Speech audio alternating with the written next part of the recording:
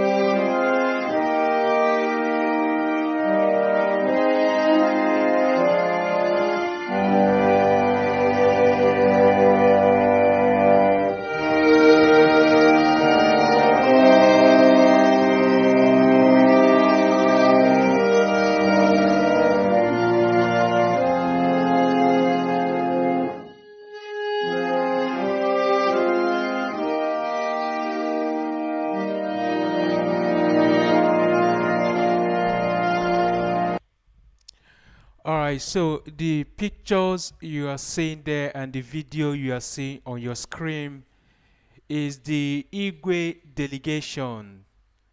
The Igwe delegation from Southeast, people that came to pay solidarity to our leader Mazi Nnamdi Kanu. But unfortunately, they locked them outside. As you can see from the screen, all of them are outside the court premises. The update we are getting is that the first video I showed you before, you see both journalists, everybody are outside. They did not allow anybody to go inside. So those people you are seeing there, in case maybe you're wondering who are they are the Igwes. They are the Igwe delegation from the East, people who came all the way from East to pay solidarity to our leader Mazi Nnamdi Kanu. They are still outside. They are still outside. They have not given them access to go inside. They are outside as we speak. So people, they have not allowed them inside. The journalists are not inside. They restrict them from going inside. As you can see there on the screen, you see that everybody is still outside. But the information we are getting is that the court trial will begin by 9 o'clock. The court trial will begin by 9 o'clock. So let's hope and see what will happen today. So lately, one of the journalists interviewed one of Mazi Nnamdi Kanu's lawyer, and they were saying that today they will be discussing two things. Like you all know, Mazi Nnamdi Kanu has no access to his own personal medical doctor. The doctor who has been attending to our leader Mazi Nnamdi Kanu has been a doctor that DSS provided. So he has no access to his own doctor. He has no access to, he has no access to his medical doctor. So the lawyer that they interviewed lately said that they will be discussing two things: either to transfer him to correctional center where he will have access to, to at least telephone and have people to visit him and check on him and know how he's doing. Then another issue that they will be discussing is how did our leader Mazi Nnamdi Kanu, how did he brought to Nigeria? How did they bring him to Nigeria? If you know, if you've been maybe following the news all this while, since our leader was abducted from Kenya and extradited to Nigeria, Rendition to Nigeria, they have not really given us details on how that event happened, how he was, brought back to Nigeria.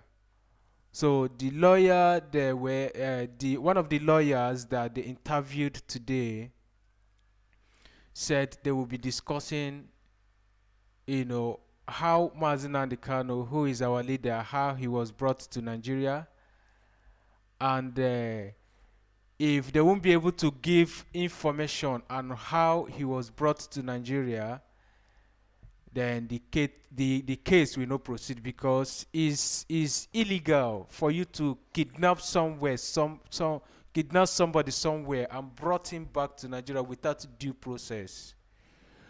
So these are the issues that they will be looking at today. If you can see there on your screen, you will still see the Igwe delegates. They are still outside.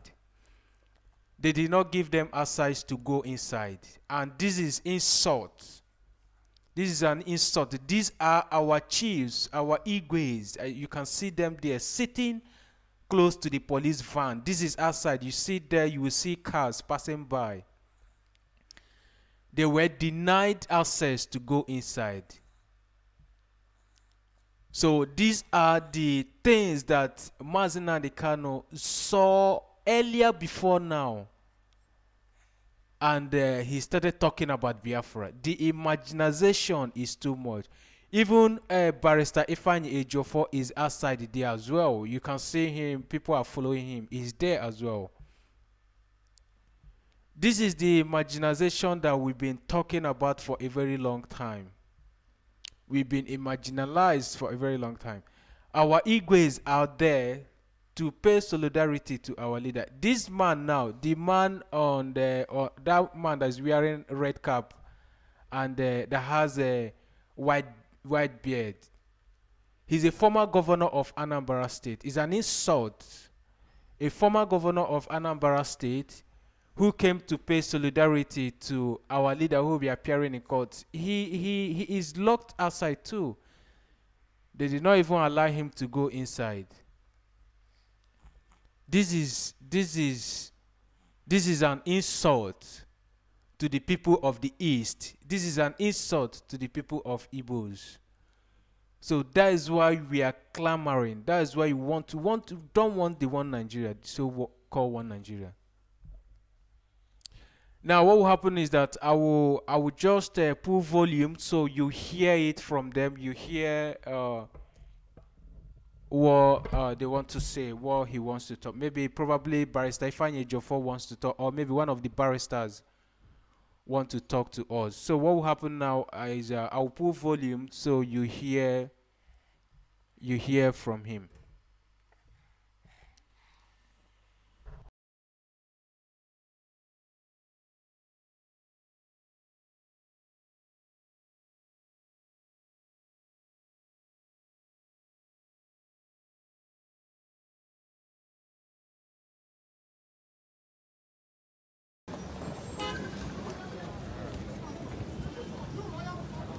Gentlemen.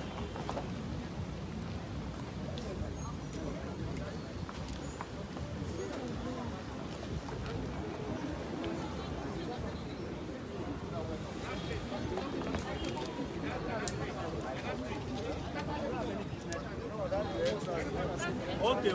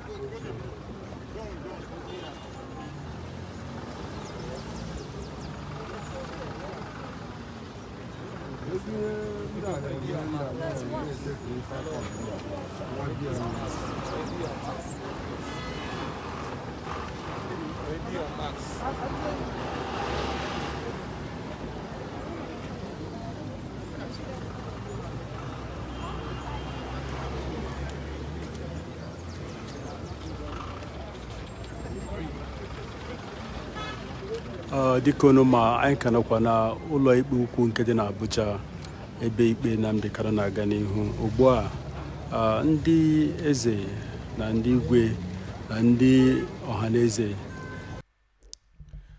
In case maybe you're wondering what's happening, our Ezes, the Igwe delegates that came from the east, all of them, they have been locked outside. They don't have access to the court. That is why you see everybody gathering outside there. So people are outside, the journalists are outside, everybody is outside. They have not allowed anybody inside. That is the picture you are seeing there. Even our barrister Ifeanyi Ejiofor, is outside there. Everybody is being locked outside. You can see our barrister as well, our US barrister Bruce is there as well. Everybody is outside, as you can see it from your screen there. On your screen there, you see everybody are outside. In case maybe you're wondering what's going on, like I said before, everybody are being locked outside. As you can see there, that is main road. You see the main road there, cars are passing by, and you see the security men there. They are still standing there. They block the entrance to the court. So that is what's happening this morning. I wouldn't know why the security agent, why they will have to block everybody outside. They lock everybody outside. Nobody has access to go inside the court, the Federal High Court there. I don't know. I don't really know. This is embarrassing.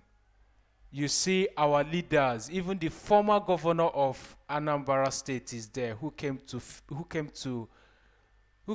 pay solidarity to our leader Mazi Nnamdi Kanu. Everybody is being locked outside.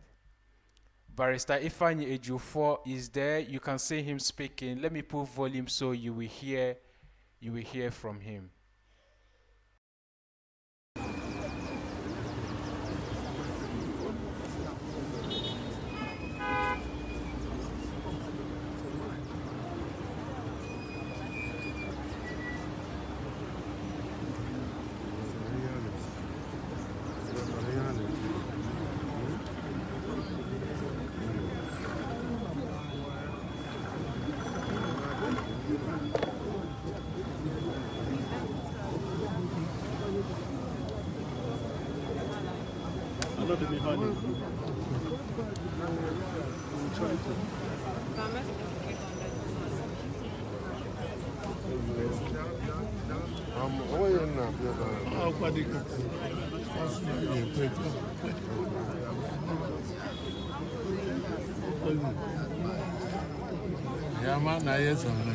Can we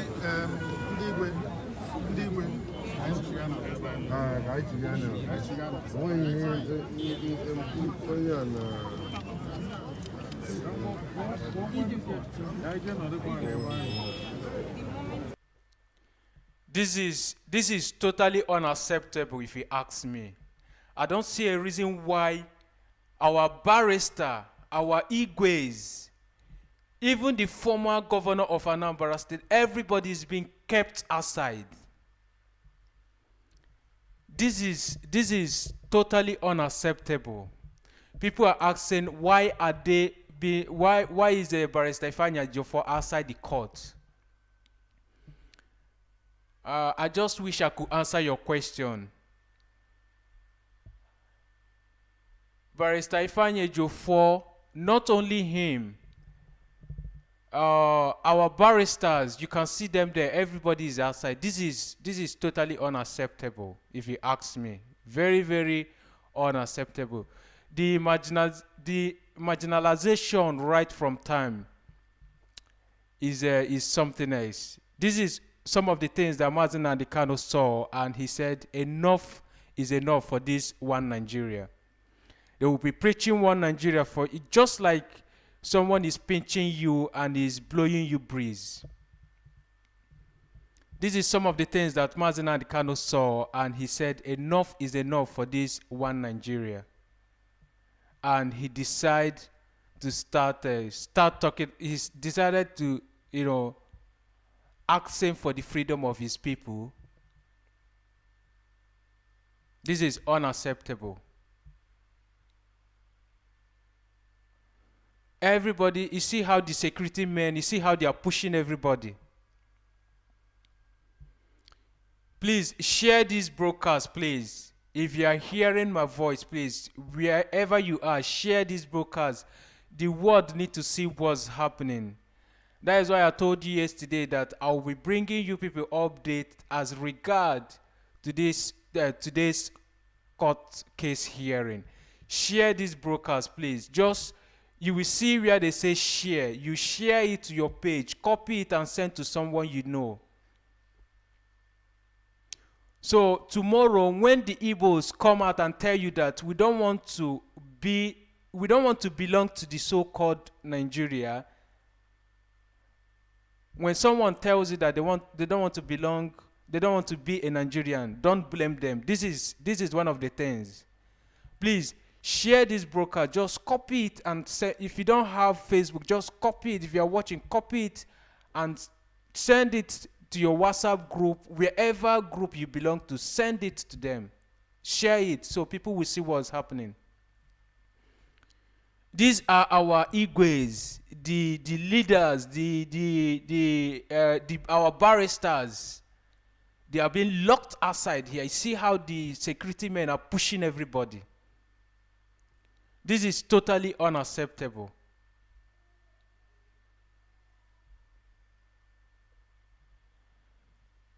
They did not allow anybody. They are pushing everybody. You see how they are pushing everybody.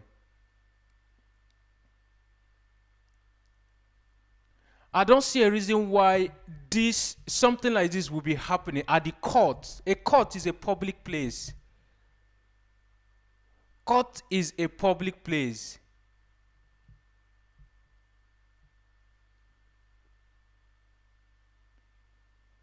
Even journalists, they were supposed to allow to be inside. They were supposed to be inside, covering what's happening. See how they are pushing everybody. Our barrister is there. Our Igwes are there. This is an insult to the Igbo leaders. You see why most times we will be, calling names, especially the Igbo governors. They will still see something like this and they will keep silent. You see why most times Mazi Nnamdi Kanu will come on air and he will be, talking to people the way he was not supposed to talk to people, and some people will be getting angry. These are some of the things that he saw.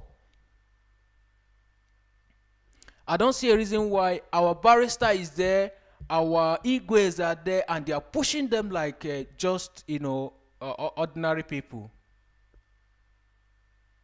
You see how the DSS, you see how they are there pushing everybody.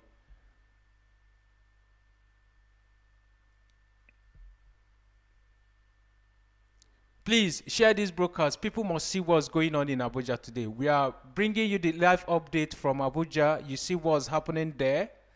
Today is the 10th of November, 2021.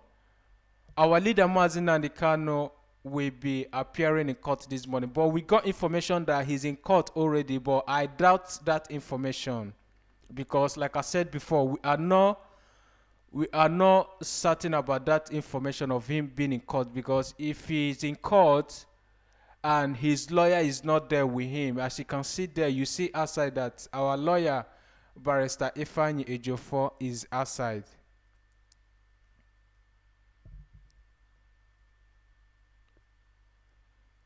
You see the Igwes there, you see all of them, but what we are hearing now is that it's just few people that will be allowed inside.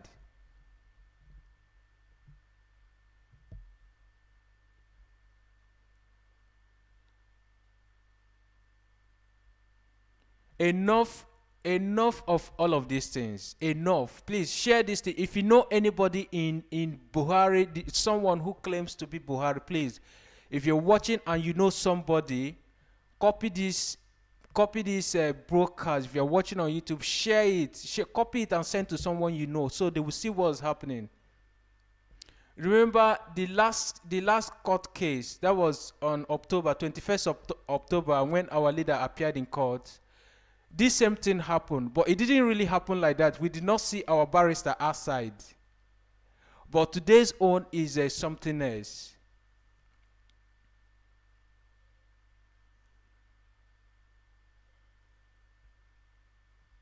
This thing cannot continue. Something like this cannot continue. The world is watching. People are watching them. This country that claim they run a democracy. A country that claims they run a democracy. See what's happening.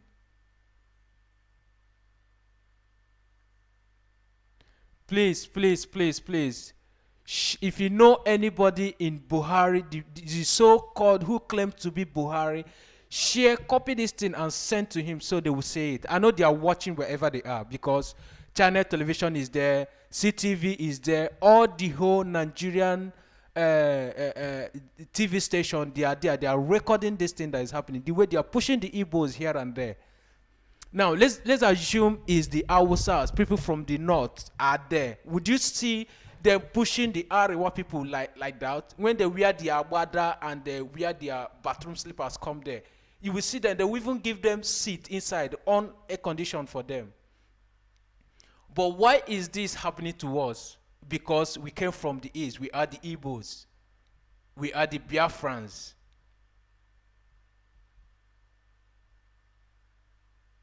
If people from the north, if maybe for instance it's people from the north, would they be pushing them like this?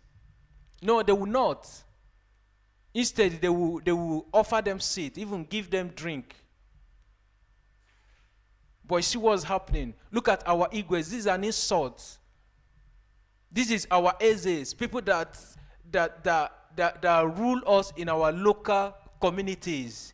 They are outside there. They are pushing them like babies.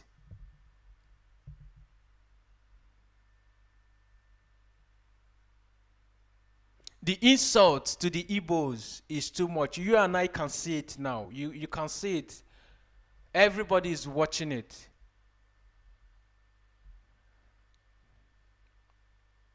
We can't take it anymore. Please, today, they should release our leader and give us referendum. Let people decide where they want to go to. Mazi Nnamdi Kanu must be released. He must be released today because we are tired of seeing all of these things playing every day. You will think maybe the one that happened last time is a little bit, then you will see the worst. Our leader must be released, and immediately they release him, they give us referendum. Let people decide where they want to belong to. You see how the military men, they are carrying gun here and there, they are pushing everybody.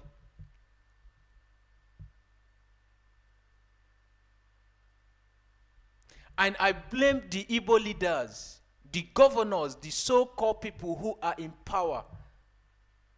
They will see all of these things, they won't say anything. And it continues.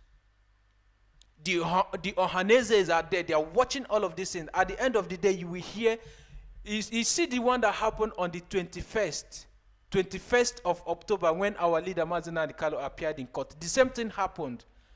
Our Igwes, they locked them outside.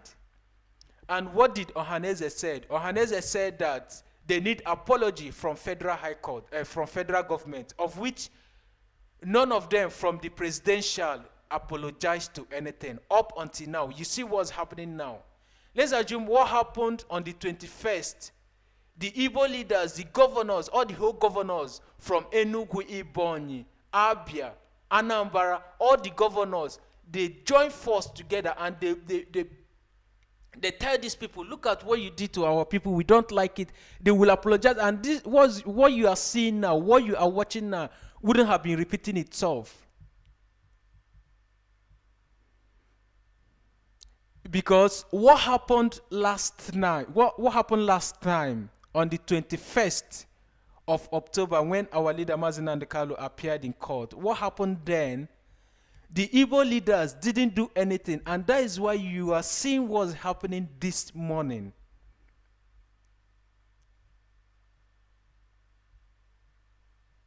That is why what's happening this morning is repeating itself. And after today too, nothing will happen.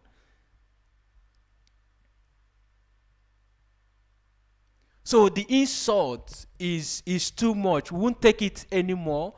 They have insulted our leaders, our barristers, everybody. They do not regard nobody. They don't have any regard for anybody. Immediately they see you are from the east, they don't have any regard for you.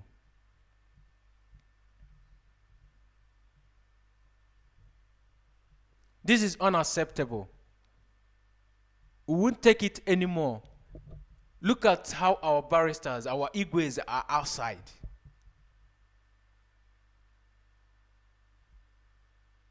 So this is 9 o'clock. In case maybe you're just joining, this is 9 o'clock, and today is 10th of November 2021. We are updating you live from Abuja, Federal High Court, Abuja.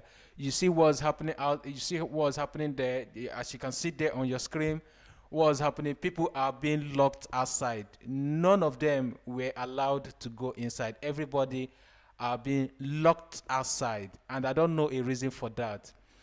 Like we all know, court is a public place. If maybe, for instance, you have your person or maybe your relative, and the person are being tried in court, you have the right to go and witness the trial. You have the right to go to the court and witness what's happening. You have the right to be there whenever the person is being brought to court. But what we are seeing this morning, the information we are getting, and some of the videos you are seeing on your screen this morning, is totally unacceptable and is an insult to the people of the East, is an insult to the Igbo leaders, is an insult to all the whole people in the East. Being you, I don't care the category where you fall in, but is an insult to our people, including myself that is speaking. Because when things like this continue to happen, even their children will not have respect for us. If they see how their leaders are treating us, they see, maybe for instance, you see how you've been treated by someone else, that person's younger brother or maybe whom he is under can never have a regards to you. And this thing that is happening, they are watching. Their children will not have, their fathers don't have a regards for us, and their children will not have a regards for us. And that's why we are fighting. We say we don't want it. Because in as much as we keep silent and you are watching all this thing unfolding every day by day, it will continue and it will never stop. So it's unacceptable. Is unacceptable to the Igbo's leaders, is unacceptable to anybody who is from East. This is an insult to the Igbos. This is an insult to the leaders. This is an insult to our Igwes. You can see them outside there. Everybody is outside. The security men, they are pushing everybody as if we are at the market. This is a court, for crying out loud, where everybody are allowed to go inside. You are supposed to be inside the court, but I don't know why they are pushing everybody outside.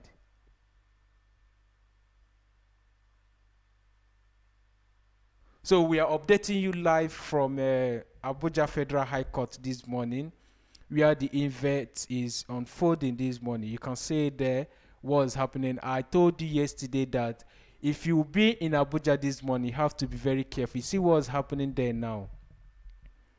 You see what's happening. You have to be very, very careful. And in Biafra land, we are sitting at home today to pay solidarity to our leader who will be appearing in court this morning. Mazi Nnamdi Kanu must be free.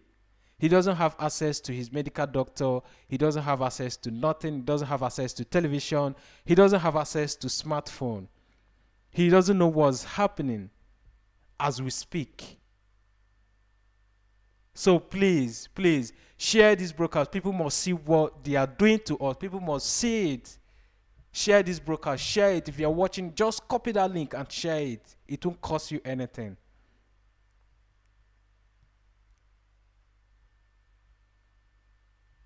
This marginalization is too much.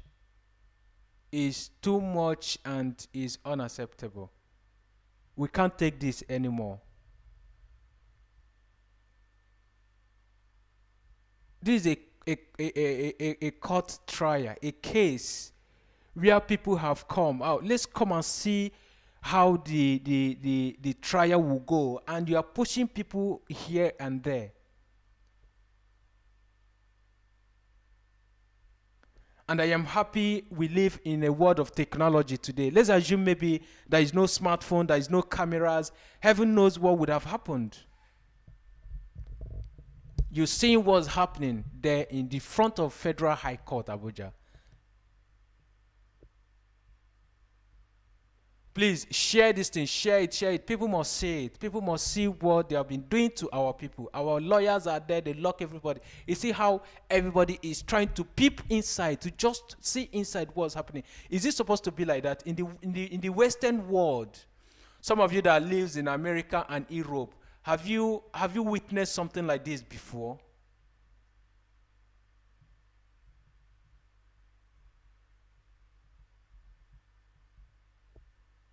Some of you that lives in America and Europe, in even some countries in Asia, have you seen something like this before?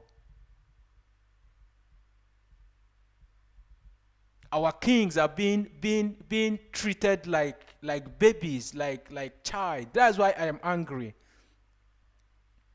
I am angry this morning. Our chiefs are being outside. You saw it. You saw the first video. You see it before. You saw the video before. They gave them seats. They were sitting close to the van outside on the roadside.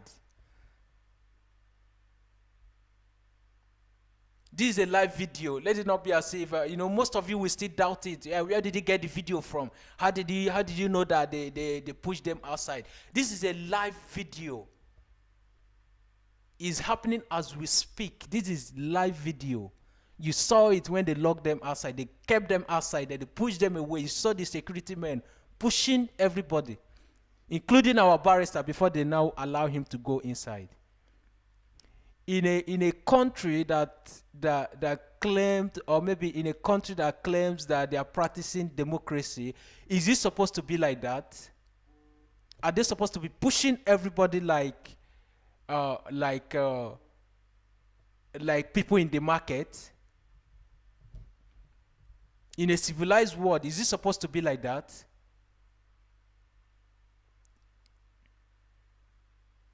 Our egos are being pushed aside. Our lawyers, you see everybody, they restricted them aside before they now allow them to go inside. So what are we talking about? Some of you that will come here and say, Nigeria will be better, this, that. You see what is happening.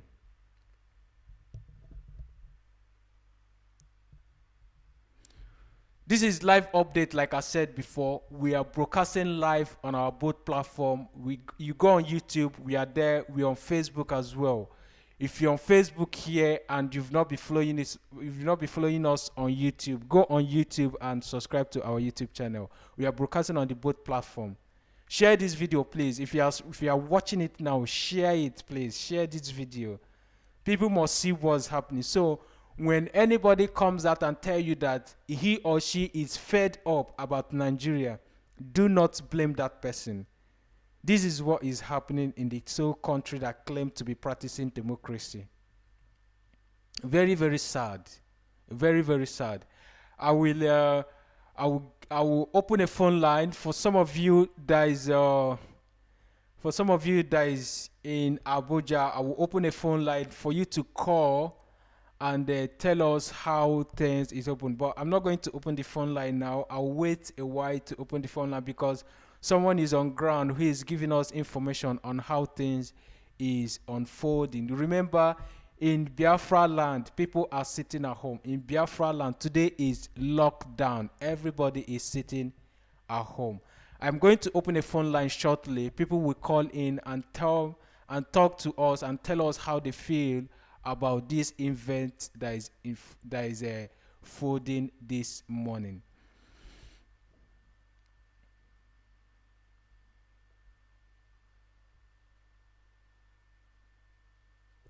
If you ask me, I still blame it to our leaders. I still blame it to the governor, to the eastern governors.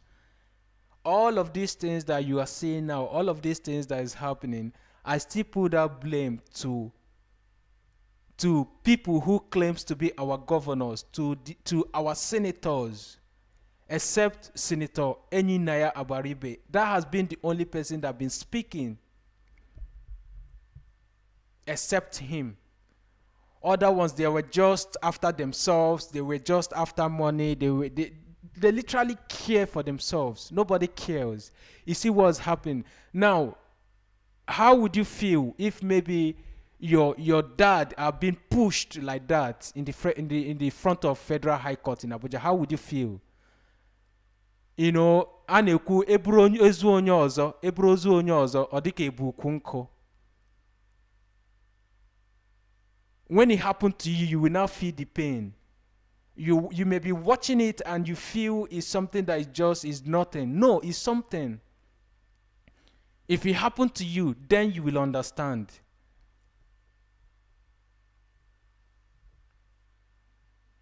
People may see it as just maybe just it's just the security men they are doing. No, they are not doing their work.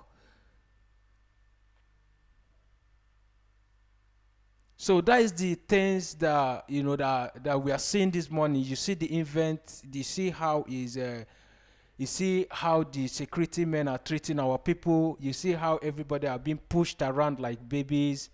You see even our kings, our Ezes, they are there. Everybody is being toyed around and all that. And we said enough is enough for all of this ill treatment. Enough is enough.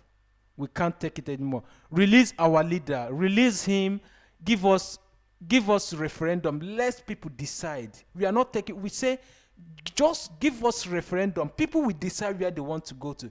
If you want to stay in your one Nigeria, good and fine. You go and stay in one Nigeria. If you want to say I don't want to stay in Nigeria, there is a place where you will just one vote.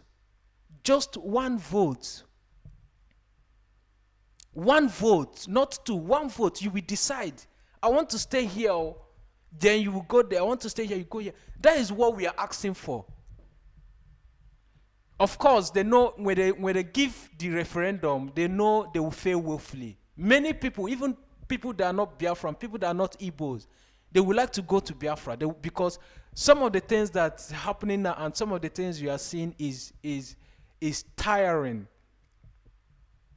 We are tired. Most people in Nigeria, when you ask them about, they will tell you, my brother, nothing is happening. Even the so-called people that has money in Nigeria, when you ask them, my brother, everybody, say one thing or the other about Nigeria. So they know that is why they are running away from the referendum. They know that when they say, okay, take the referendum, did the referendum, they know they will fail woefully. Many people we choose to go for Biafra. And that's why you're seeing what's happening today. And the more they are pushing us, the more stronger we are becoming. The more they are pushing us, the more stronger we are becoming. And I am happy for all of these things that's happening today. So people will see that thing that we are talking about. So when we tell you that we don't want Nigeria, this is what we are talking about. This one you are seeing now, I've been always saying it, and it has been some of the things I've been saying whenever I come on air here. These ones you are seeing here now, this one you are seeing here now is some of the things that are being recorded. How about some of the unseen ones? The unseen, they are numerous. The things that you've not, the one that camera did not capture, the one that the journalists did not video, the one that they did not talk to you about, the one that they did secretly, the people that have been killed secretly. This one you are saying now is just the one that people, they are covering it, they are bringing it live to you, and you are watching it. How about the ones that they did secretly that people did not know about? They are numerous, they are countless.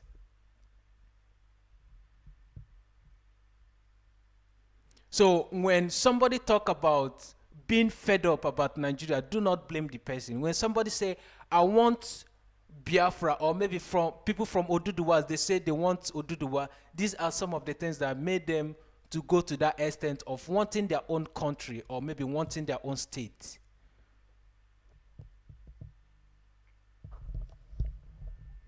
So we are tired. Release our leader and give us referendum. Immediately you release him, give us referendum, say, okay, take the referendum, let people decide where they want to go to. And I believe so many people will go to, even people that are not Biafran, like I said before, will go to Biafra. So this is the event, this is some of the things that we are seeing this morning. As you can see there on the front, on your device, whatever device you're watching with, these are the things that we are seeing this morning, and we are saying enough is enough. Enough is enough. We can't take it anymore. You can't push our kings, our barristers. You can't be pushing them around as if they are babies. These are people who are important in the society. A former governor was there as well. These were somebody who ruled the whole Anambra state in the past, and he came there to pay solidarity to our leader Mazi Nnamdi Kanu, and you locked him outside for what? Did he come there to beg you for a food? Or did he come there because he is hungry? He came there because our leader Mazi Nnamdi Kanu, you are holding him. That's why he's there. So why didn't you just give him that chance to go inside to at least, see him? Why are you pushing them around? Did they come there for something else? They came there because you are holding our leader Mazi Nnamdi Kanu.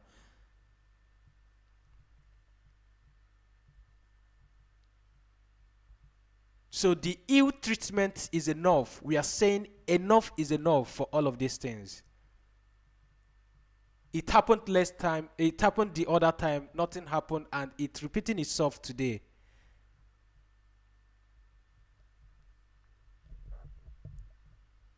And funny about all of these things, the worst part about all of these things, when all these things when the leaders, when they see all of these things and nothing will happen, they will do nothing. Maybe until when Ohaneze himself will come here, then they will push him out. Maybe by that time he will now take action.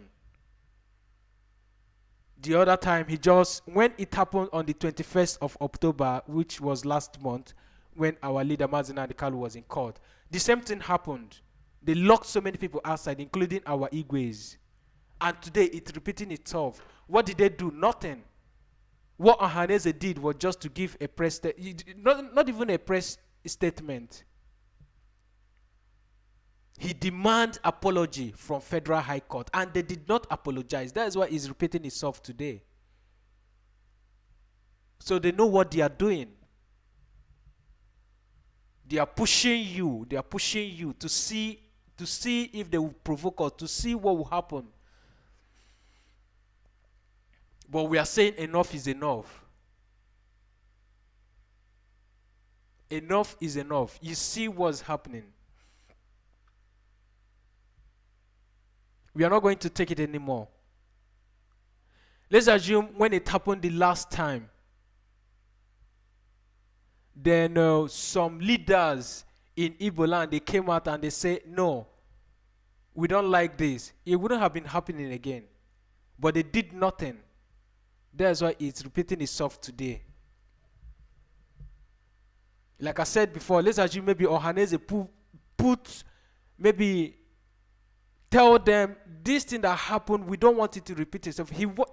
What he did, like I said before, was just a press release. He said, we demand an apology. You are demanding an apology from some people who doesn't even understand English language.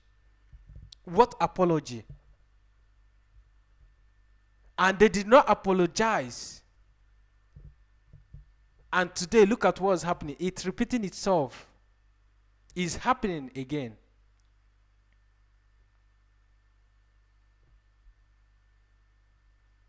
So please, if you are joining these broadcasts, in case maybe you're just joining, please share these broadcasts. People must see what is happening, what is going on here. People must see all of these things that's happening.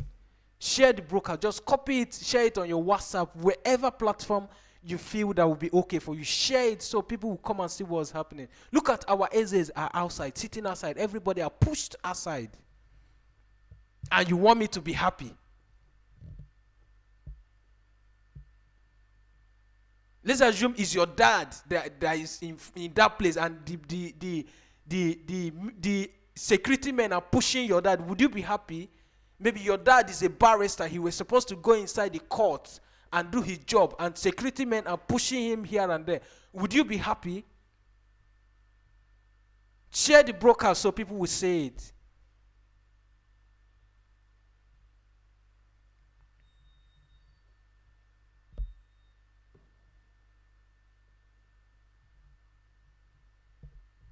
Share the broadcast so people will see what's happening there. Our Igwes are being locked outside. Our barristers are outside. Let me put volume so you hear what they are saying there. This is unacceptable. For Ndibo as a whole, is unacceptable. To our Igwes, our Ezes, this is unacceptable. Let me put volume so you hear what they are saying. Excuse me, are you a journalist? You are a journalist. You should be read enough to understand the concept of constitution of a land. Do you know the constitution of the land? Do you know what the constitution stipulates for the existence of a court of law in a land? A court of law in a land is a court of the people, for the people. And when there is any matter in a court, the court should be made open for the people. Yes, and for the journalists. So anybody coming up with any promulgation that is not enshrined in the Constitution is a foul position. And I put it here, openly and publicly. Are you listening? When Ezaki was Starting here is my ex-governor. Before you are my crowns. That is nonsense. The court was open. So any person. What the hell? What are you talking about? Who is that person promulgating those nonsense principles that should override the constitution of the land? What the hell? So we are not happy. It is not. No, it is nonsense. For you to ask that question, whether he's got a name, whether his name is enlisted in those that should appear in the court, it's a total nonsense. It's a violation of fundamental human rights. Am I the one to make effort for them? Okay. Here, as one of those chieftain of Nnamdi kinsmen here, for not being allowed to gain access into the court premises.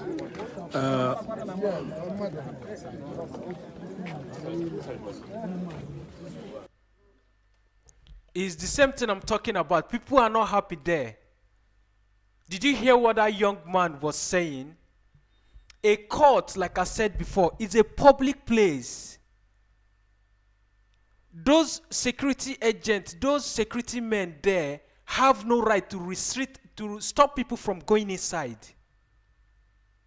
A court is a public place. They don't have any right to stop anybody from going inside. Okay, fine. Even if maybe they don't want to allow everybody to go inside, at least those Ezes, those our kings and our barristers should go inside. Then maybe some people, they will show them where they will stay. If maybe the court hall or whatever they call it, the courtroom will not contain everybody, then they will, those prominent men, those our Ezes, Those our Igwes that you are seeing there that are standing, these are people that control kingdoms. They are outside there. They should at least allow them to go inside. What are we talking about here, please? Look at how everybody is being kept outside. People are standing outside. If the courtroom is too small, maybe to contain everybody there, then some people, those Igwes, they will show them where to at least show them a little respect. Give them a little bit respect at that moment. If the courtroom, maybe the courtroom is filled up, maybe with other cases, there's still other people, maybe they are trying on all that, then those Igwe, those our kings should go inside. They show them where they will sit down, not to lock them outside there. Do you know how old those men are? You know how many years they are?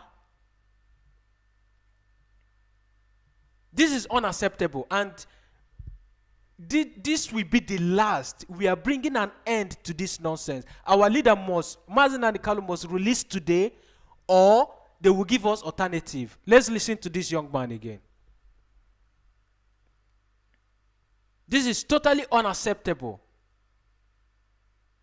Unacceptable to the people of Ndibo and unacceptable to our leaders as well. Even me that's speaking here. Let's listen to this young man. Watch a man of over 78 years, a crown, sitting present monarch, ex-governor, standing before the sun in an open arena like this for over an hour. No courtesy. Okay, sir. I'm just talking. I'm talking as an African. Now let me come back to your modern life and constitution and democracy as you have it, whatever you call it. Does any stipulation, does any promulgation of any department, government agency, or security agency override a prevailing constitution of the land? No. Where is that order coming from that there should be names of people enlisted to be allowed into the court? Is that what the constitution says? No. You are pressmen.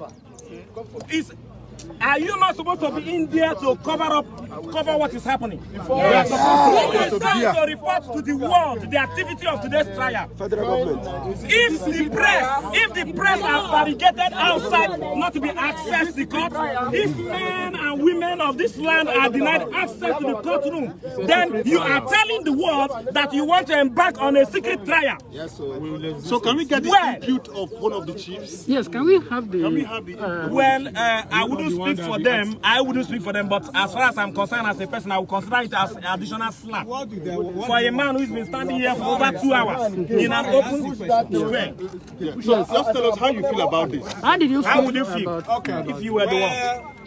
Let me, first of all, the man who is leading the Igbo delegation is a man who holds PhD Harvard Economics, PhD Economics Harvard, a retired Federal Permanent Secretary and a former governor, and a recognized leader of the Igbos, and the leader of this delegation. He has been standing here for close to an hour now. He has been standing here, and not just that he has been standing here, while standing here, security people have come and whisked away 3 people standing with us, and they kept us here. At a stage, they even wanted to push us. Look at traditional Igbo land. Even one of the police came to snatch the lawyer staff from this is not how it's done. This is democracy, and we are not happy about it. Yes, now. Yes. One of the police officers came to snatch the royal staff of one of the... Nigeria must change. And democracy entails that we give people freedom of expression. And people have that freedom to come and see what is happening. We don't want to hear that the trial is secret. Must it be secret? But we have been under profile trial. This Akezi was tried, and the court was open for every person to enter. What is this? What we are not happy about it. We are not happy. We are not happy. Because I'm happy. We are not happy. Sorry? My name, I'm Professor Charles Michael. I'm Secretary for Elders. Thank Thank you very much, sir, for clearing the air. We have heard it from one of the others.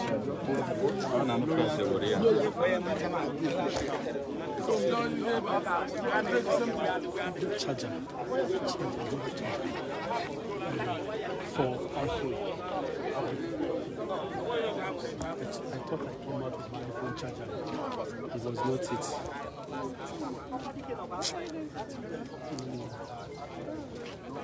See now.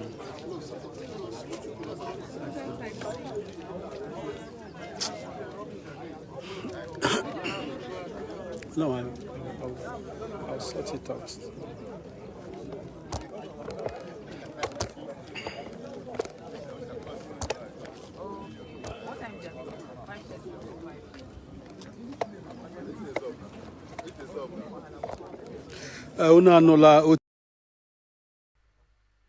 So this is this this is the situation on ground this morning. Today is 10th of November 2021.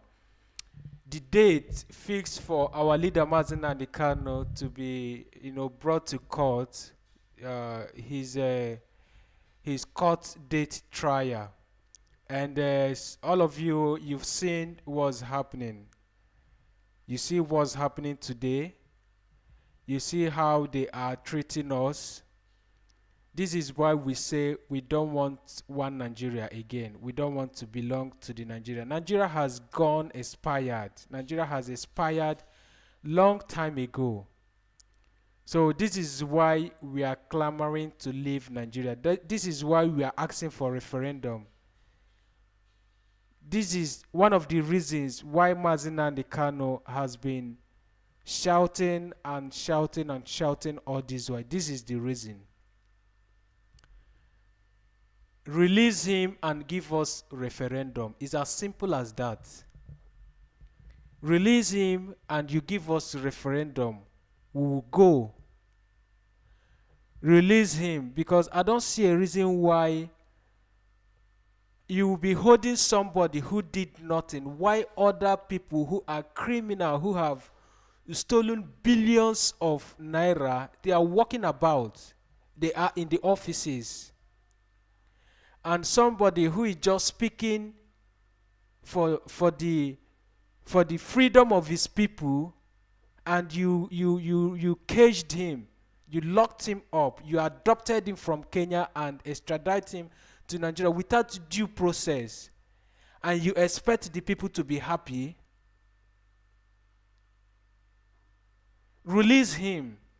That is what we are clamoring for. We want his release. We want him to be released. He doesn't have access to his doctor. He has access to nothing. You just locked him up for just no reason. Release him, and give us referendum. Now let's hear what this man has to say. Let's listen to this lawyer. Kedu iwe gị? Iwe m na dịka onye lawyer mbụ azụrụ onye ọkaiwu azụrụ azụ agbakwa na ba na obodo Nigeria. Ihe ngụtara na iwu ngụrụ enwe oge ọ gbara nsị onye ọkaiwu chọọ ka ọ banye ebe ọ na-eweta ihe o ji eri nri na ikpechitere ndị ọ ya ekpechitere ikpe kpọrịa ka o kpechitere ya ikpe ka akwụsị ya. Ọ dịrị n'iwu Nigeria nke akpọrọ constitution. Ọ dịrịkwa n'iwu mba ụwa nke Nigeria so n'ime ha, ma United Nations Convention ma International Human Rights Charter. Ọ dịrị ebe ahụ. Ugbu a ị nwere ikpe n'ụlọ ikpe tata ka ị bịara ka isonye ndị ọkaiwu na-eje ịnọchite anya Nnamdi Kanu? Enwere m ikpe ebe a taa, kama dịka onye ọkaiwu ihe a kụziri anyị na law si na ọ bụrụ na ị nwere ikpe dịka onye ọkaiwu, ị nwere ikikere ịbanye n'ụlọ ikpe gaa gee ihe a na-eme.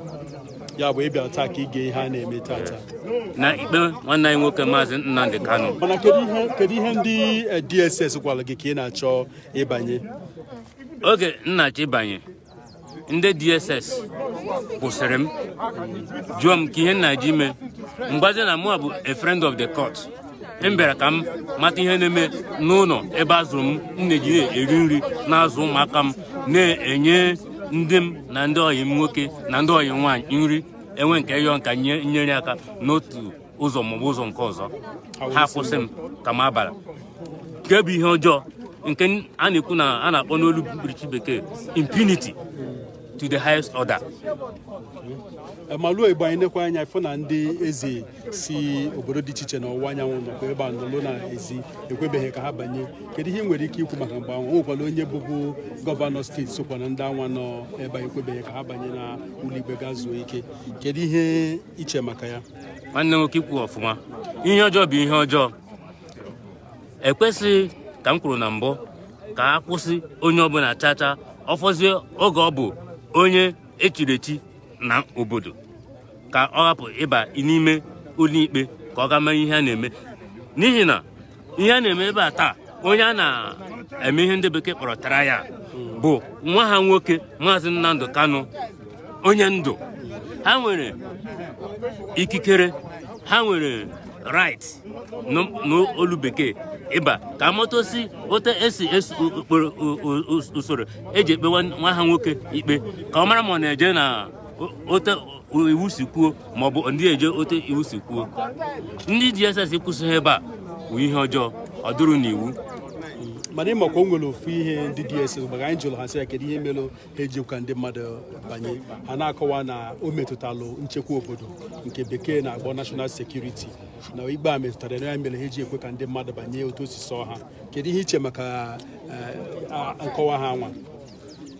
Ndewo na nkọwa ndị DSS ọ ihe ndị bekee kpọrọ trash n'ihi na achọ ka emezie ihe gbasara sekuriti enwere ebe ndị DSS na ndị nchekwa obodo ọzọ kwesịrị iji na-eje ihe dịka ebe enwere society insecurity ihe dịka ebe Zamfara, Sokoto steeti, Katsina steeti, Maiduguri, Kaduna steeti, Kogi steeti, Niger steeti, Benue steeti and mba ọzọ ka a jee ebe ahụ ka a gakpa udo ọ bụrụ ebe a na-eji ihe edemede akwụkwọ a na-ejuru egbe ndị DSS apụta kpochie mmadụ ka mmadụ agaghị abanye n'ime ọ bụ ihe ọjọọ. Ya bụ mana ị ka nọ na-eche ma gị ime gị nweta ohere ị ga-eji aka na-eche because ebe a bụ ebe a zụrụ m ebe m na-enweta ihe m ji eri nri. Onye a na-ebe a bụ nwanne m nwoke Maazị Udoka. Daalụ nwanne nwere ihe nwere ike ikwu nwanna nkenke maka ihu na ya gị nwanne nwe bụkwa ọkaiwu? Mba mụa bụrụ m ọkaiwu mụa na-afụ maka ndị oyibo kpọrọ information science library and information consultant. Kedu ihe ị bịara ime n'ụlọ ikpe tata? Mụa bụ nwa afọ Igbo nke a mụrụ n'Imo steeti. Ihe gbasara maazị onye isi anyị bụ Mazi Nnamdi Kanu ọ na-emetụta m n'obi maka na nwa anyị nwoke a na nna anyị a na nwanne anyị onwe ihe o mere wee kpọchie ya na DSS so o metụtara m sị ka m bịa na-achabigo okwu n'ọnụ maka na ọ dị ka Chukwuemeka Ezikwe na-achọ ikwu obi ha maka ihe ha na-eme mmụọ ndị nna otegwu ha nọ na anyị ga ha ntị. And by his right, Royal Majesty Dr. Ibe Mosu, the Igbo of Abuja, and another traditional ruler from Igbo land, as His Royal Highness.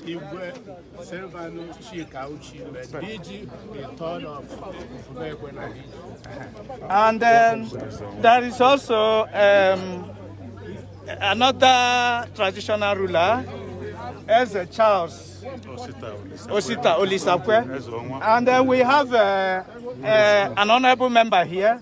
Please, honorable. No, you have the list.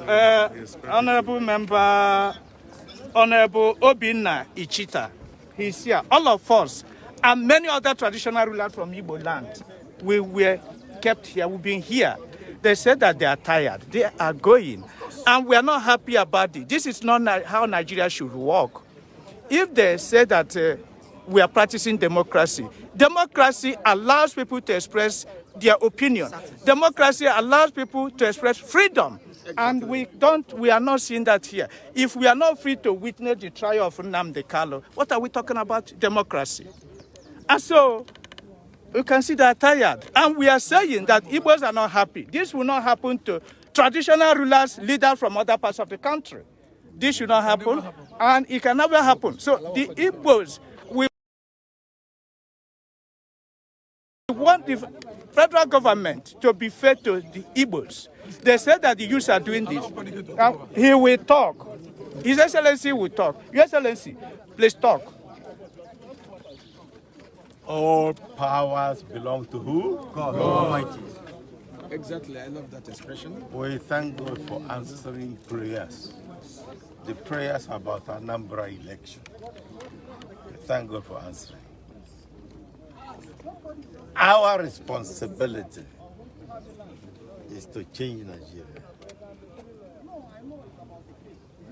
We will now start to plan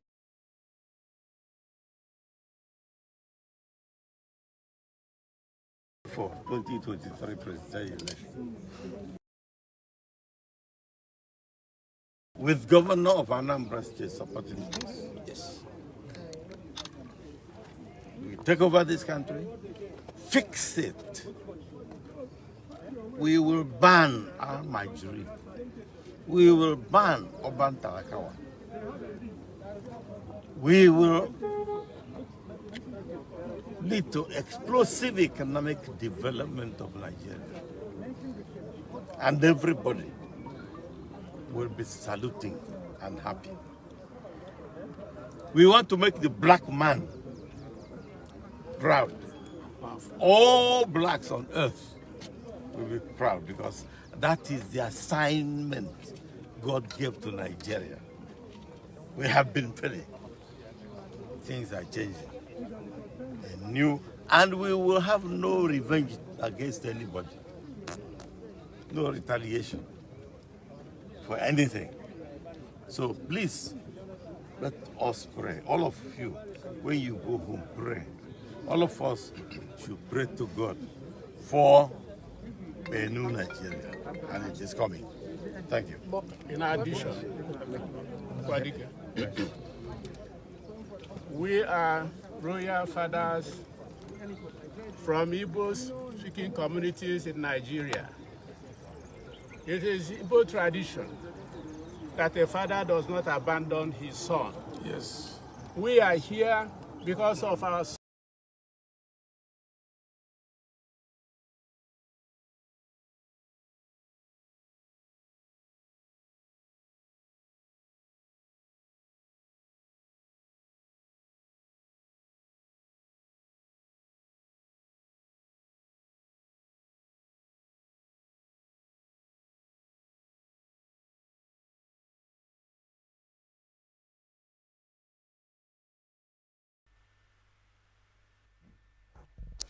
You see why I get angry with these people most times? Are you here? This man is still talking nonsense. This man, I'm sorry to use that word, nonsense. This man is still talking one Nigeria. You see why I get angry most times? And this is one of the reasons why they are taking them for granted.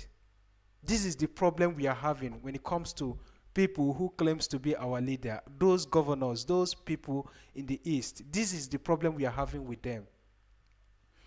You see something like this happen. You are in Abuja, and as a right, you know that Federal High Court is a public place where you are allowed to go inside, and you got there, you are being locked outside. Instead of you to ask, why are you being locked outside? And they are asking, journalists is asking you question, why are you say power belongs to God, you are building one. This is the problem we are having with these people. This is just the problem, and that is why they don't take us for, that is why when you speak, they ask you to shut up and sit down. This is the problem we are having with these people. They can't talk. They can't speak for them people. They can't represent their people. This is the problem we are having with them. This is just the only problem we are having with Igbo leaders. Eh? This is just the problem we are having with these people, all of them. The only person who has stood these Fulani people, the only people who has withstand them is only Mazi Nnamdi Kanu, who had said no to them. Is only Mazi Nnamdi Kanu has been the only person speaking. This is the problem where even the Ohanese can't speak. If they still bring Ohanese here, he will still be preaching one Nigeria. This is the problem we are having with all of these old men.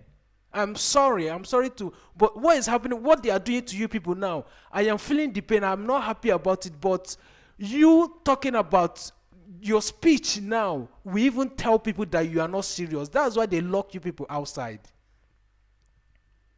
This is the problem we are having with you people. Now, I'm going to open our phone line, call in, and please, if you want to call in, please, if you want to call in, you have to be civil, please. You have to be civil. If not, I will just cut you off. I will open our phone line, call in, and let us know what you feel concerning what's happening this morning. Remember, our leader is being tried today. He's trying in court today. He's trying in court today, and I want to open our phone. I want to open our phone line, so you call in to let us know how you are feeling concerning what's happening in Abuja this morning. Like I said before, please, if you call in, be civil. If not, I will just call you off. You don't use, there's some words you don't use when you are on air, especially when we are broadcasting live, please. Now, I will open a phone number in which you will dial in. We are on WhatsApp, and if you want to reach us direct, you can reach us direct as well. The number to call in is, just hold on a while, let me get the phone number.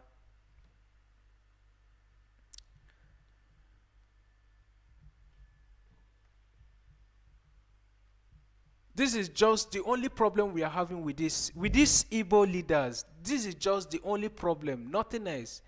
They can't speak for them people. They can't represent themselves. They will ask them simple questions. Tell them that they need an.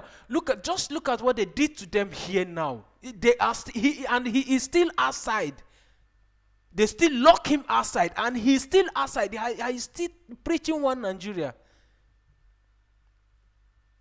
People are saying that they are angry. You are not angry more than me this morning. I am more angrier than some of you that commenting that you are angry on the comment section. I am more angrier this morning. A former governor of Anambra State, the man that just finished speaking now, that man that I removed his video now, he was governor of Anambra State for so many years. A former governor, and he's in Abuja this morning. He went to Abuja to at least pay solidarity to our leader, Mazi Nnamdi Kanu. He is being tried in court this morning. And they asked him a simple question. What did you understand with what was happening this morning in Federal High Court? Why are you being locked outside? And he's there saying different things. Just listen to what he just said. This is why when they watch all of this thing, when the people in presidential, people in Asu Rock, when they watch all this thing, that's why they don't regard them as, and that's why they keep insulting us. And the thing is affecting us too. That is the problem we are having with all these people. The leaders we have is our problem. And the only person that withstand these Fulani people has been only Mazi Nnamdi Kanu. They have bribed him in all corners. They have given him dollars. They have paid him here and there. And he said no. He has been the only person withstanding them. And that is why he's speaking. He is the only person who speaks the language that the Fulanis understand. Only Mazi Nnamdi Kanu. Other people, just nothing. When you interview them, it's just this thing that this man said. That's what they will say. When you bring them in front of national television, that is what they will be saying. I am very, very angry this morning, seriously. If our leader if they did not release our leader this morning, if they don't release him today, there will be something else, seriously. If they did not release him, but I don't want to exaggerate. Let me reserve my comment. If Mazi Nnamdi Kanu is being released today, No, it won't continue like this. It will not continue like this. We will not continue like this if our leader is not being released today. The number to call in is, if you want to call in to contribute to what's happening this morning, the number to call in is +39 347 3. Sorry, I take that again. +39 347 828 6426. This is the number to call in if you want to contribute. Like I said before, please, if you want to call in, try to be civil. I understand that everybody is angry this morning, but if you're calling in, try to be civil. Remember, we're on air. There's some words you don't say. If not, YouTube will have to flag us down even immediately. Please, if you want to call in, like I said before, the number to call in, if you want to call in to contribute, we are on WhatsApp. People are calling in already. We are on WhatsApp and you can still reach us direct. Please, if you call for security purposes, don't give us your location. Just say your first name and then you go straight. Say your first name. Don't give us your location. You just go straight to the point, please, for security purposes. Remember, we are the target as we speak now. We are just the target. So if you are calling in, make sure you protect your location and not your identity. Just say your first name. Don't say your full name. Just your first name. Don't give us your location. We don't need your location because of security purposes. Then you go straight to the point. I'm going to take the first call. Someone is calling from South Africa.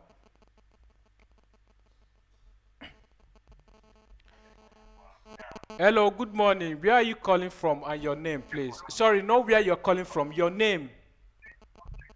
Yeah, my name is Chukudube Meptis. I'm calling from South Africa. Welcome, Chukudube from South Africa. Please go straight to the point. Tell us what's your opinion regards what's happening this morning. My opinion is that our kings and the chiefs, they are all eating what they. Sorry, we lost that call. Please, the number to call in is +39. Someone is calling in. Let me give out the number before I take the second call. Number to call in is +39 347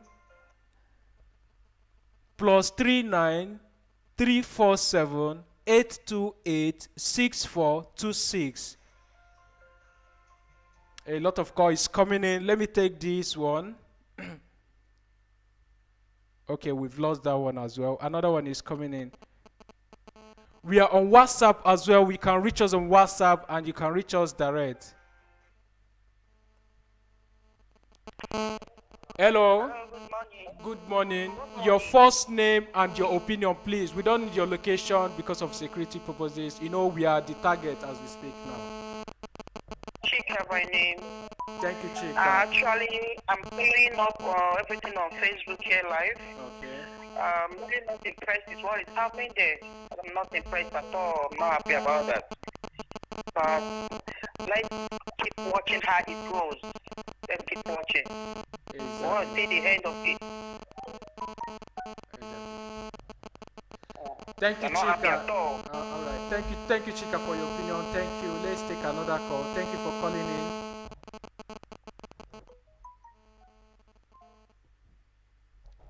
All right, the number to call if you want to dial in to contribute of what's happening this morning. The number to call. A lot of call. It's just overwhelming. The number to call in is +39 347 828 6426. Call in and tell us how you are feeling this morning. Hello, good morning. Your first name and your opinion, please.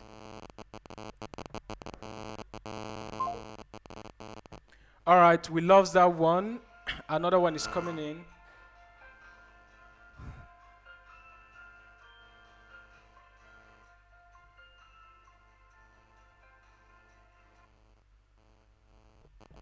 All right, good morning. Your first name and your opinion, please.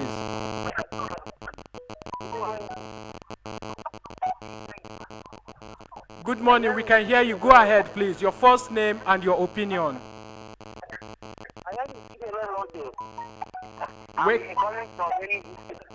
Welcome, Chinemeren. Please don't give us your location. Your first name, please.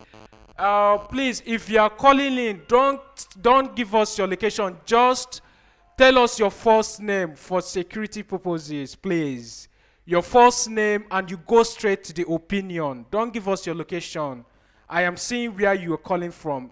Don't give us your location. I know why I say don't give us your location. Just your first name. We don't need your full name. Your first name, and you just go straight to the point. And some people are calling through video. Please don't call me on video. I am in the studio.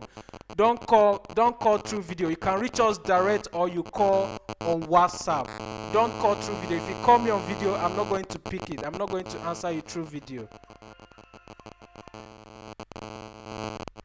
Good morning, and your name, and you go straight to the opinion. Okay, we lost that one. Another one is coming. Let me take this one. Good morning, your first name and your opinion, please.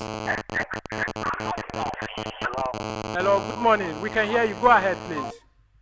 We lost that one as well.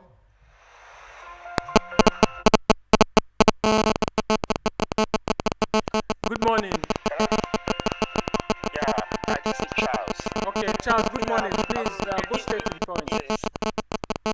It's very sad, very, very sad the way SDF spoke and the rest of them. They never bothered to register their displeasure for the insult being mentioned on them this morning. And he's talking about one Nigeria. The one Nigeria we've talked about for years and nothing came out of it. And they're talking about one Nigeria in the midst of this disgrace. They're not disgraced about Abuja. The last time he was there, the same thing happened. My heart is bleeding. Exactly. That is the problem. That is the problem we are having. I've said it before. The problem we are having is our leaders. The problem we are having is our leaders from the East. When you bring them in front of camera, or you bring them on the national television, these are the things you hear, and that's why they have been taking us for granted. That is the problem we are having.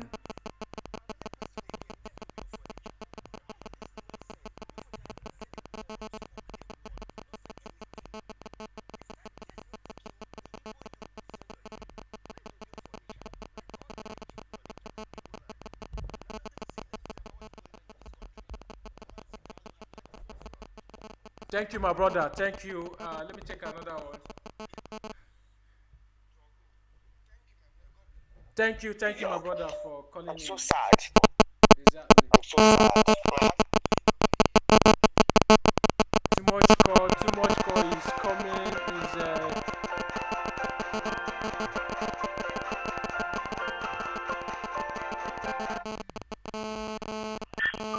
Hello, good morning. Your first name and your opinion this morning. Yeah, good morning, my brother. Good morning. My name is AGK. Thank you, AGK. Yeah. Please, I want to ask one question. What is the work of international community? The work of international community, all of them have been compressed. You know, remember the adoption of our leader from Kenya. The whole world know that is illegal, and they are not saying anything. So Nigerian government have bribed all of them. You know, since our leader has been brought to court, they have not really told us how he was adopted from Kenya up until now. And that has been one of the issues, one of our lawyers. When I started the broadcast this morning, I don't know when you joined, maybe you watched that part. When they were interviewing, one of the journalists there in Federal High Court in Abuja this morning was interviewing one of our barristers this morning. The barrister spoke about it. The barrister said the Nigerian government will tell them today how our leader has been brought to Nigeria, where he was abducted and all that. So it has been one of the issues that we look into today. So you talked about international community. All of them have been compressed.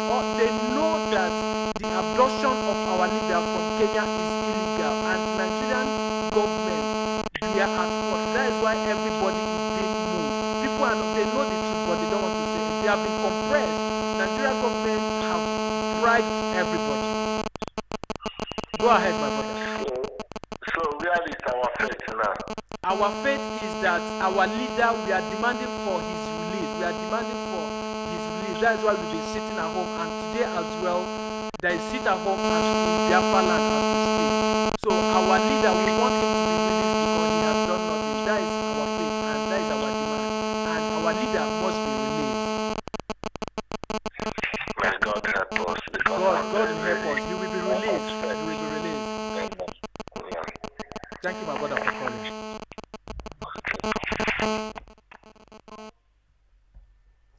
All right, the number to call in if you want to call to make your opinion. Let me take this one. Good morning. Give us your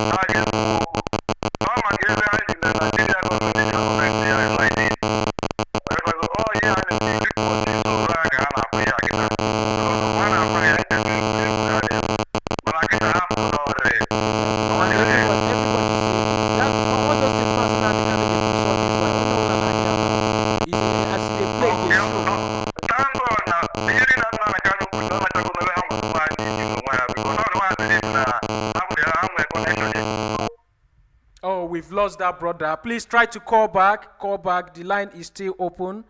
Call back. We lost that brother there.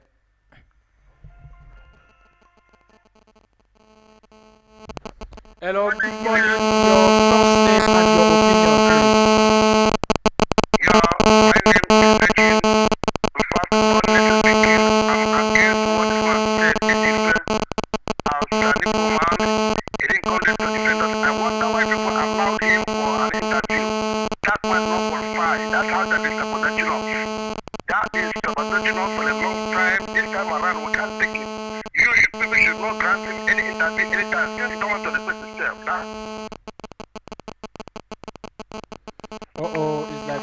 Are you there? Yeah, thank you. Okay. Okay.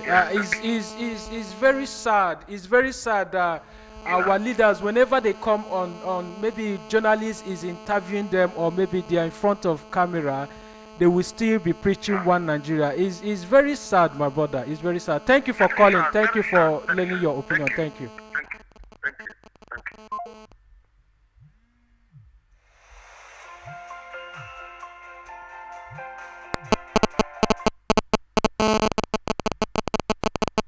Hello, good morning. Good morning. Yeah, good morning. Your name, your first name and your opinion, please. Hello, are you there? Can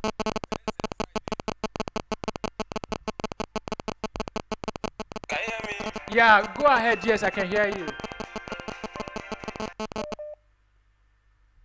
Hello? Yeah, I can hear you, my brother. Go ahead. Your opinion, please.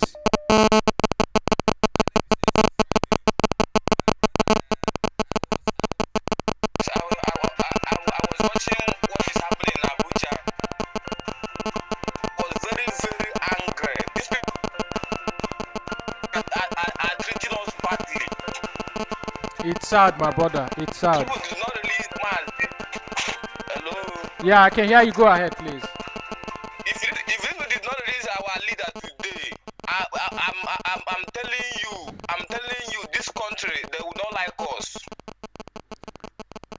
My brother, our leader will be.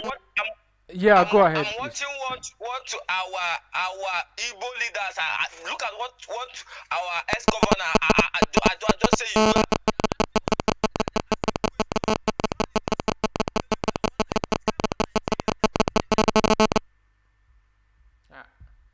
They're just keeping them aside. Exactly. It has been the situation. I can hear you, my brother. It has been the situation. If you remember what happened, please, some of you that is calling, just pause for a while. Let's finish with this brother that is online, because in as much as your calls are coming in, you are disrupting him. The thing is going off speaker. Please, let's pause for a while. When he finish talking, you can dial in. Are you still there, my brother? Oh, okay. So if you remember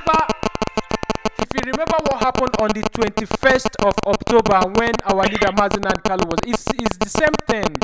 So let's assume that what happened last time, our Igbo leaders, they took serious action concerning what happened last time. What's happening this morning wouldn't have repeated itself. It's because they did not do anything. That is why they are still, the same thing that happened last time is still repeating itself today.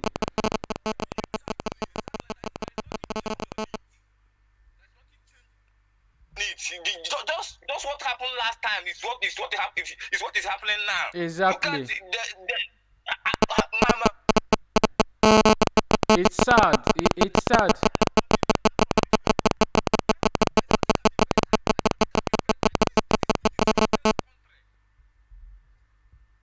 Okay. I'm very, very angry. And look at what are we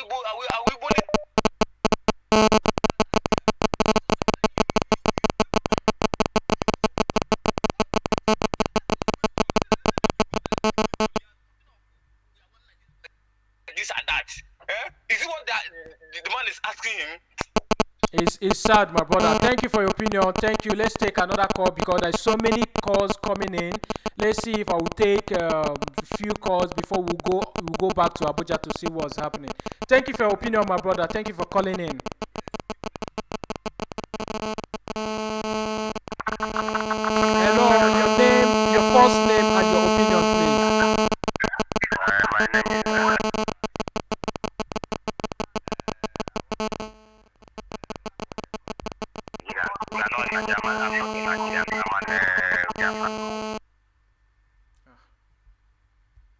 We love that one. Please call back. We lost that call.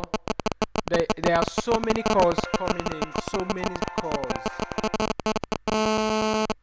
Hello, good morning. Your first name and your opinion, please. Thank you, Amechi, for calling in. What is your opinion this morning?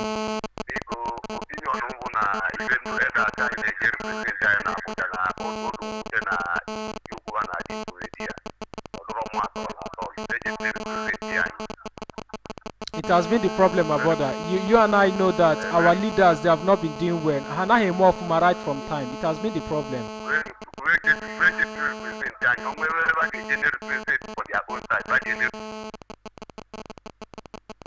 You know, the problem I know with our leaders about how they go compress Irotara. How they compress right from time. How the Fulanis, the on top, how you go right from time. So it's just, for instance, now if you have been compromised, maybe for instance I paid you money to do something, you can't come to the camera and talk, you know, maybe speak ill about me. That has been the problem. It has been the case. It's sad that all of these things is happening. Thank you, my brother, for calling in. Thank you. We appreciate you. All right, I'm still trying to see if I will take more calls before we go back to Abuja. Remember, we are bringing you live updates. Remember, we are bringing you live updates from Abuja Federal High Court on how things is unfolding this morning. The issue we are talking about is how our leaders are being restricted to go inside the courtroom this morning. And I am trying to take calls to hear from Biafrans, their opinions, and lovers of Biafrans, what they feel and how they feel concerning what is happening this morning. So I want to see if I will go back to Abuja. Let me get back to Abuja to see what's happening. Then I will take few calls. Then I will put off the phone for now. Maybe later I will open the phone calls again.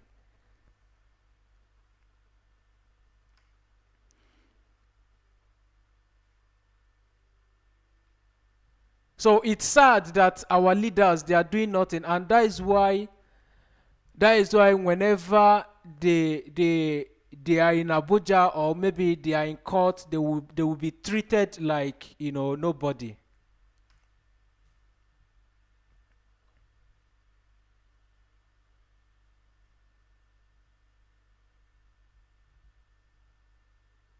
So the picture you are seeing here on your screen is still the live update from Abuja Federal High Court. The live update from Federal High Court Abuja. We are watching how things unfolding and how they are treating our leaders, our Ezes who went to Federal High Court this morning to pay solidarity to our leader Mazi Nnamdi Kanu. Hello, good morning. Your first name and your opinion this morning. Hello, good morning. My name is Gideon. Welcome to the program. What's your opinion this morning? My opinion, I'm very, very sad this morning. I want a man like him Ezife is talking about. It's sad. People it's sad. are angry that the Ezife was locked outside. But Ezife was busy talking about the Anambra election and the 2023 election.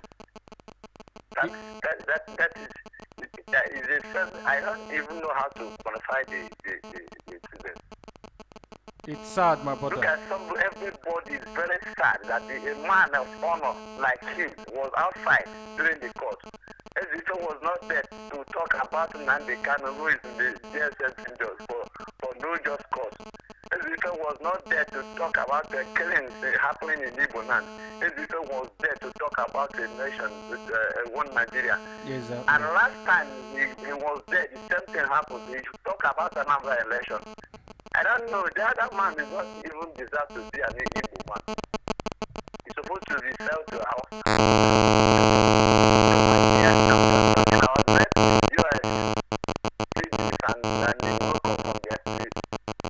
It's sad. It's sad. Very, very sad. It's sad. It's sad. Our idea is supposed to do something now before it is too late. So now I just going around the bush. You have seen it. The whole world has seen it. How our Igbo are humiliated for no just cause. And even as we speak, sorry, my brother, sorry to come in a little bit. Even as we speak, they are still outside. They are still outside, even as we speak. They are still outside under the sun. Yes.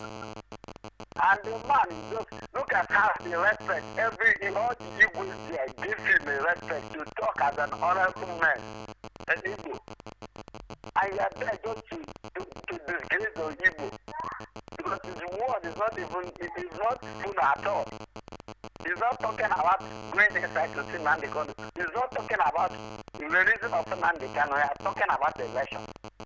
It is unfair. I'm very, very mad as I'm listening to him. Where I am now, I'm so angry, so anxious about his speaking. It's not only you. Everybody is angry, my brother. Everybody is angry, but including now, all me. the Igbo, our address, I'm just let them listen to me. Let the address take a time. Let them wake up from their slumber. Because this is too much. This is good. So let them stop fighting this man, senior neighbor, that are always telling them the truth. Let them move ahead and do something about this. Because if we do not do anything seriously, then they might kill our leader in that situation. Exactly. I pray that we just protect him. But let our guys do something now before it is too late. Thank you, my brother. Thank you for that wonderful contribution. Thank you for calling. Thank you so much.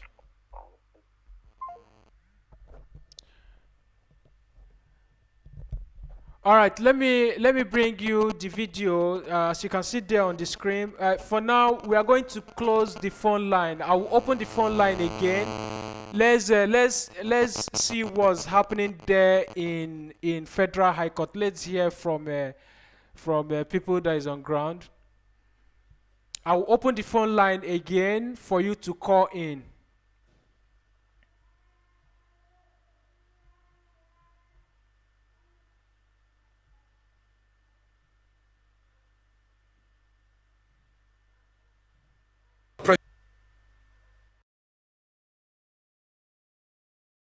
From the very moment he was sworn in, from the issue of 95% to 5%, the president carried on with divisive policies, which you know, hate was promoted, divisions was promoted.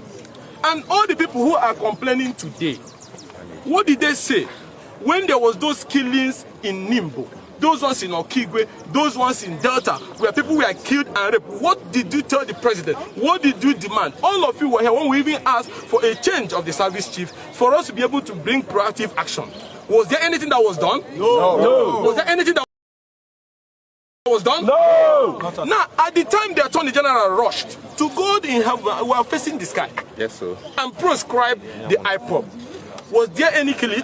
No. Was there any confusion? No. These actions were promoted by hate.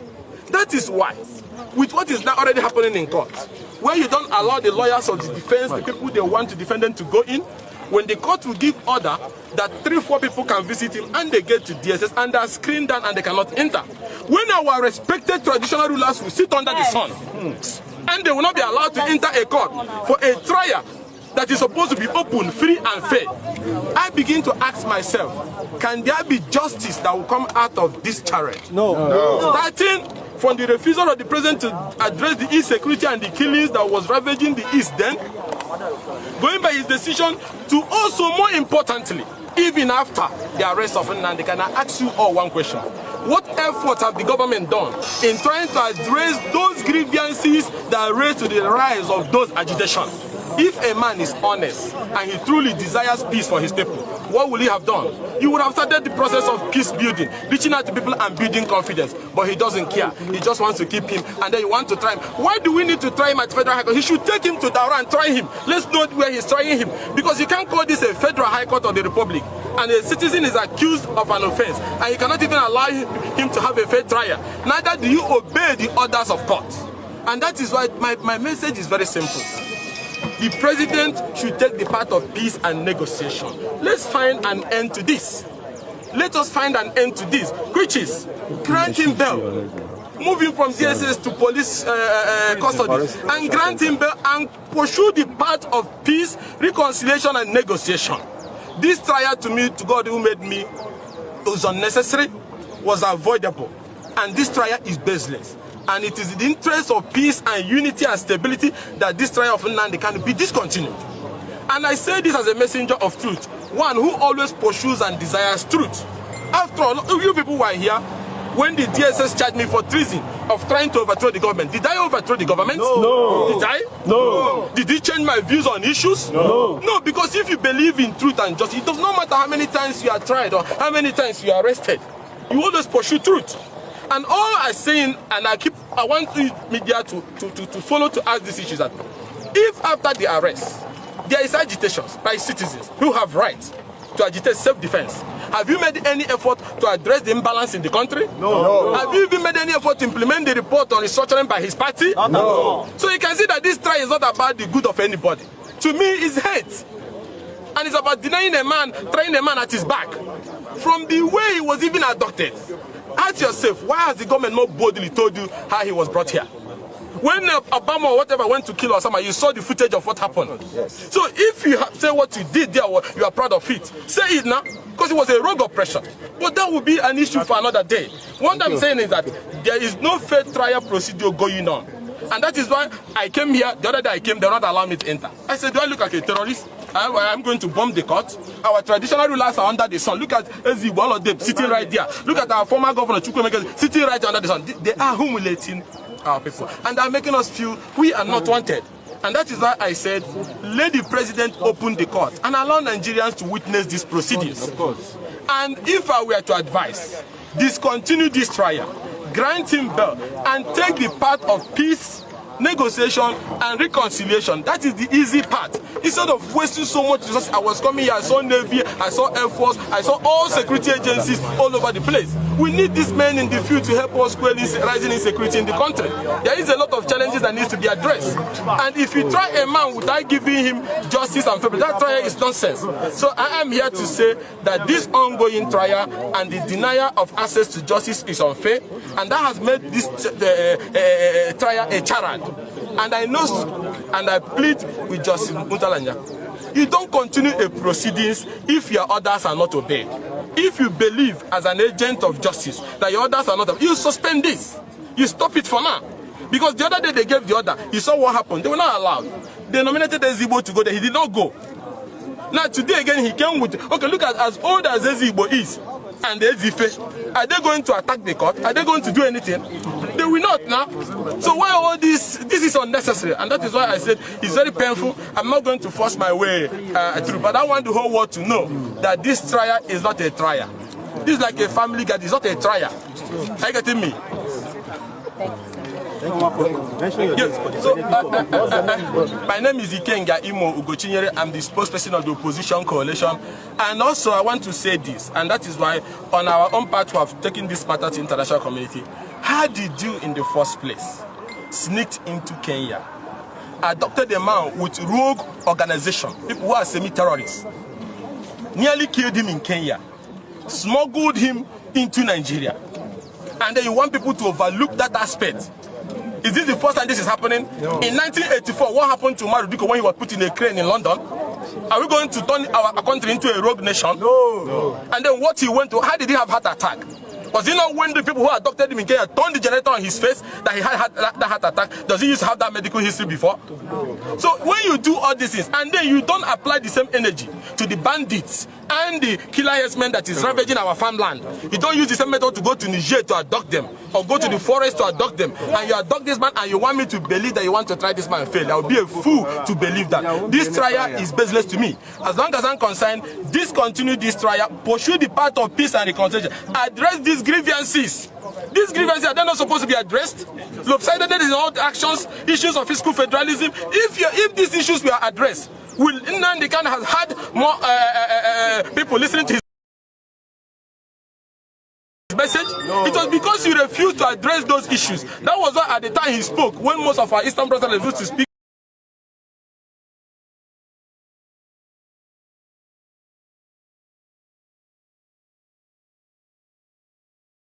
For our people, that his message had a solid belief by people. Yes. So the key to addressing these issues is to give him bail, is to ensure that you go back to the table with everybody and then find a common ground so that we can renegotiate and find a way to live or not to live. It's very simple. And this is issues of fundamental human rights, right to self-defense and so on and so forth. Or were they happy when those things were happening in the forest? And when you do this down in the east, you don't use the same energy up in the north. Nobody is slave to anybody. And there's one message I want you to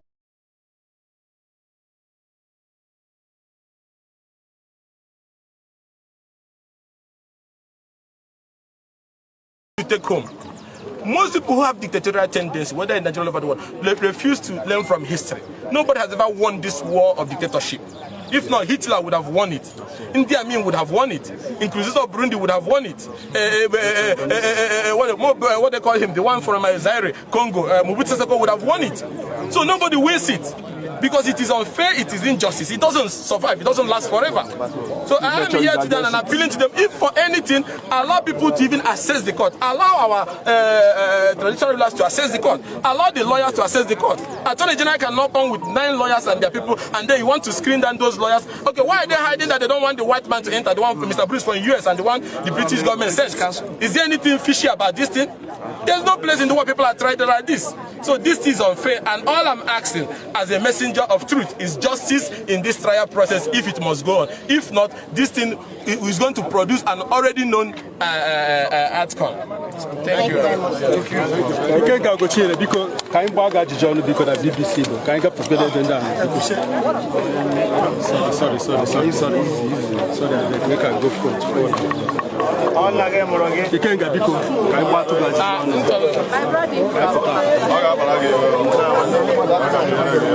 Chinekwe ka iji Ike ga-biko eweniwe oke ga-asụla anyị Igbo maka isugo bekee isute bekee aka. Uche, Tobi, Uche, biko gwagwodo anyị ihe iji bịa na ihe efu tupu ịgwawa ndị a biko eweniwe. Ọmụnwa na-ekwu ọkwa ihe ị na-afụ ebe a live ihe ị na-afụ live mbanụ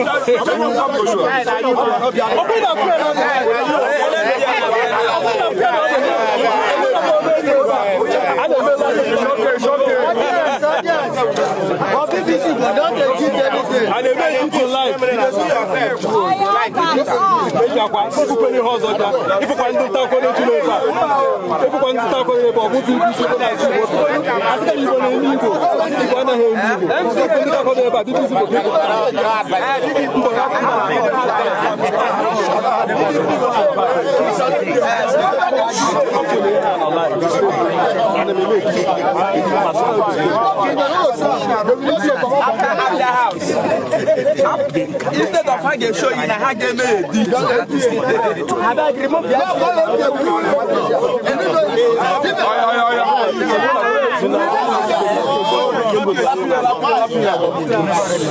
like I did last time, I came to observe the proceedings in the trial of Mazi Nnamdi Kanu, the leader of IPOB. Like I did also when the ones from Southwest Iboho Heads were tried. But surprisingly, unexpectedly, I arrived here. I was not even allowed to enter. But what pained me most is not because I was not allowed to enter. It's because even our traditional rulers who are here, Zibo, our former governor Chukwemeke Zibo, were humiliated and still kept under the sun over there, not even allowed to enter inside the court premises. A 19-year-old man, what danger does he portend? I was shocked also to see Mr. Bruce, the American lawyer, was not even allowed to be part of the proceeding. The person the British government gave letter here was not even allowed to enter. I asked myself, is this a fair trial? What kind of charade is going on there? If you want to try a man, you must try him fairly and judiciously. And now today of importance, which is the subject of issues litigation here today.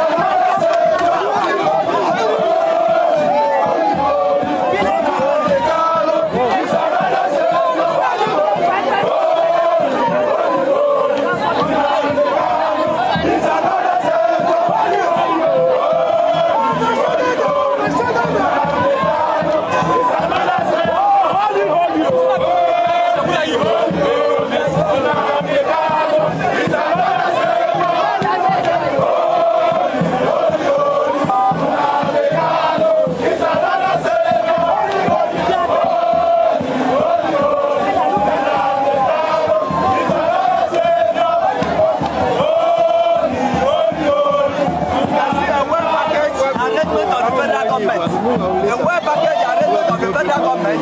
Why the matter is still going on? They back themselves somewhere, carrying cops, carrying everything, talking about the same thing. You see a work package. Well, I'm happy. I'm happy it's happening. I have something to report to you. I'm the senator of people lawyers. Yes. So I have something to report when I go back. President General, okay. They want them.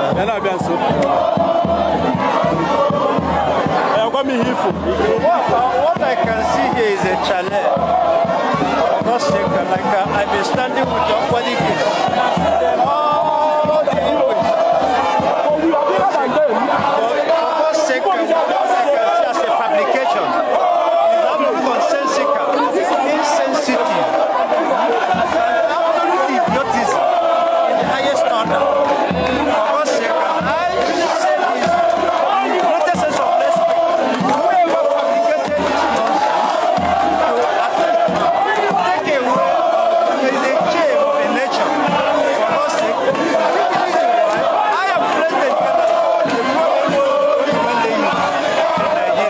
And I will not allow him to observe the trial of Mazi Nnamdi Kanu because I can follow my friend. Are you people understanding what's happening here now? I know most of you will be wondering what's really going on. Let me quickly explain what's happening.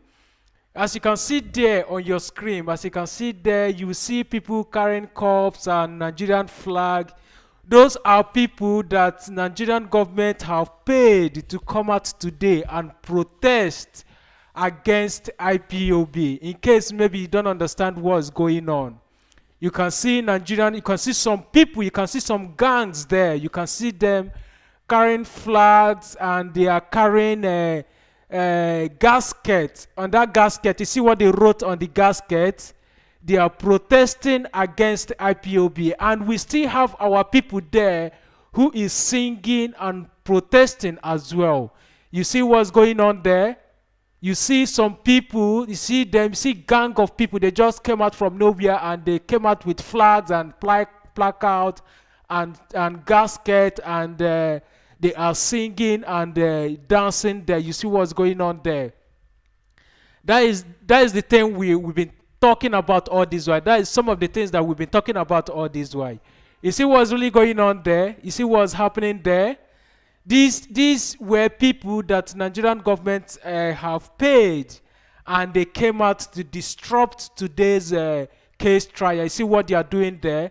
They are there with flag and they carry gaskets where they wrote IPOB is a terrorist. Did you see it there? I hope some of you saw it. These are people who came to disrupt what we are doing. You see military men, they have involved there. You see what's going on there. You see what's happening there. You see their flag, their gasket. That is what's happening there. Maybe in case you're wondering what's going on there, you see what's happening there. These are people that Nigerian government have paid and recruit them to come out today to disrupt what's going on today. You see what's happening there. And our people are there challenging them as well. Of course, I trust our people on ground. You see what's happening. Now, let's quickly go back to Abuja. Let's quickly go back there and see what's really happening there. Let me put volume so you understand what's happening there.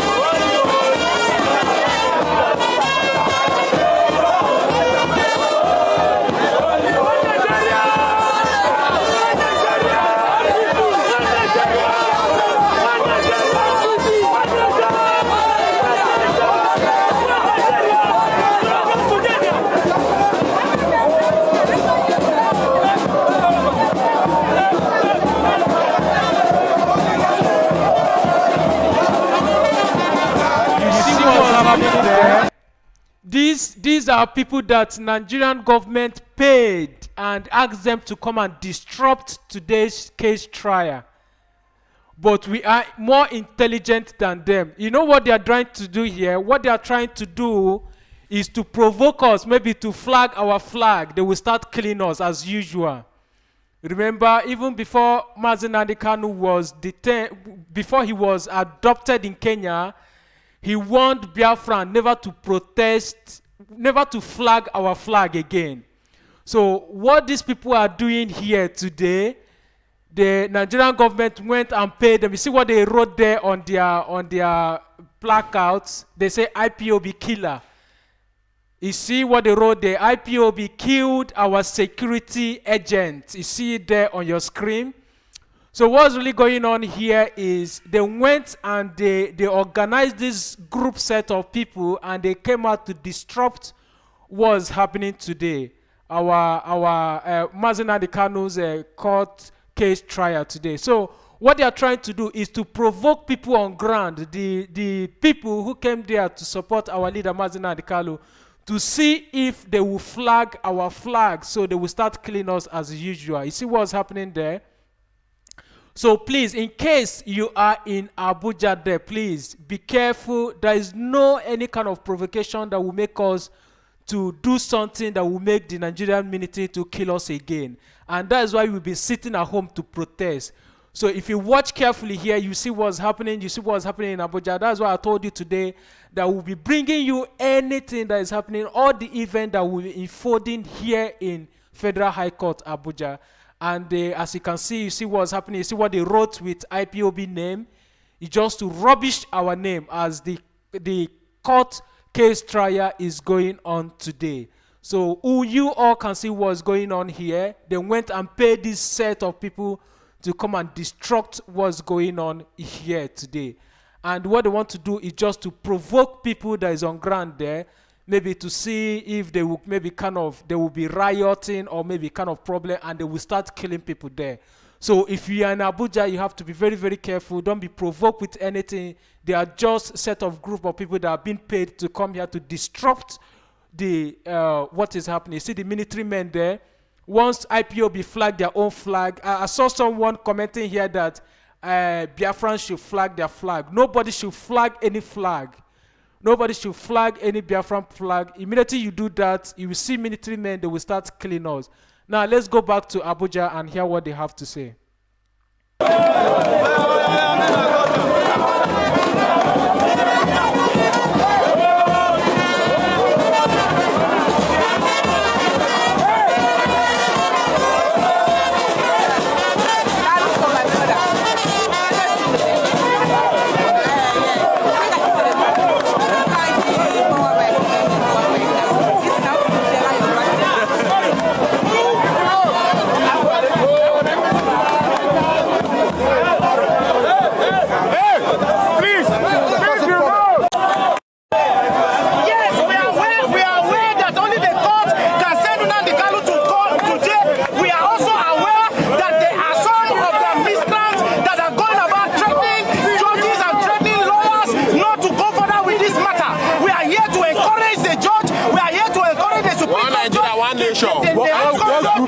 Lawyers that are involved in the prosecution of Nnamdi Kanu, we are here to encourage them not to be discouraged and not to be intimidated by these miscreants that go around threatening them. Killing our soldiers, killing our police. We are here to say to them that we that are for them are more than they that are against them.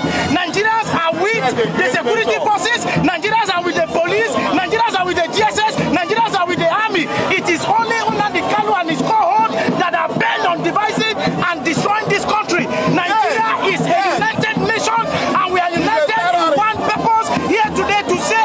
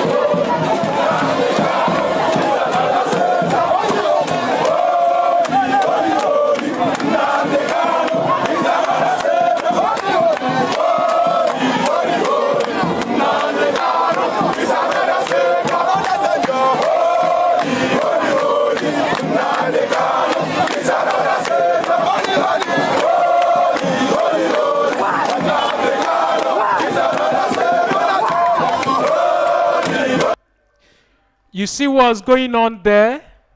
You see what's happening there? These people, they came, Nigerian government, that's why I told you they know what they are doing. They know that they have nothing against Mazi Nnamdi Kanu. They have absolutely nothing against our leader Mazi Nnamdi Kanu.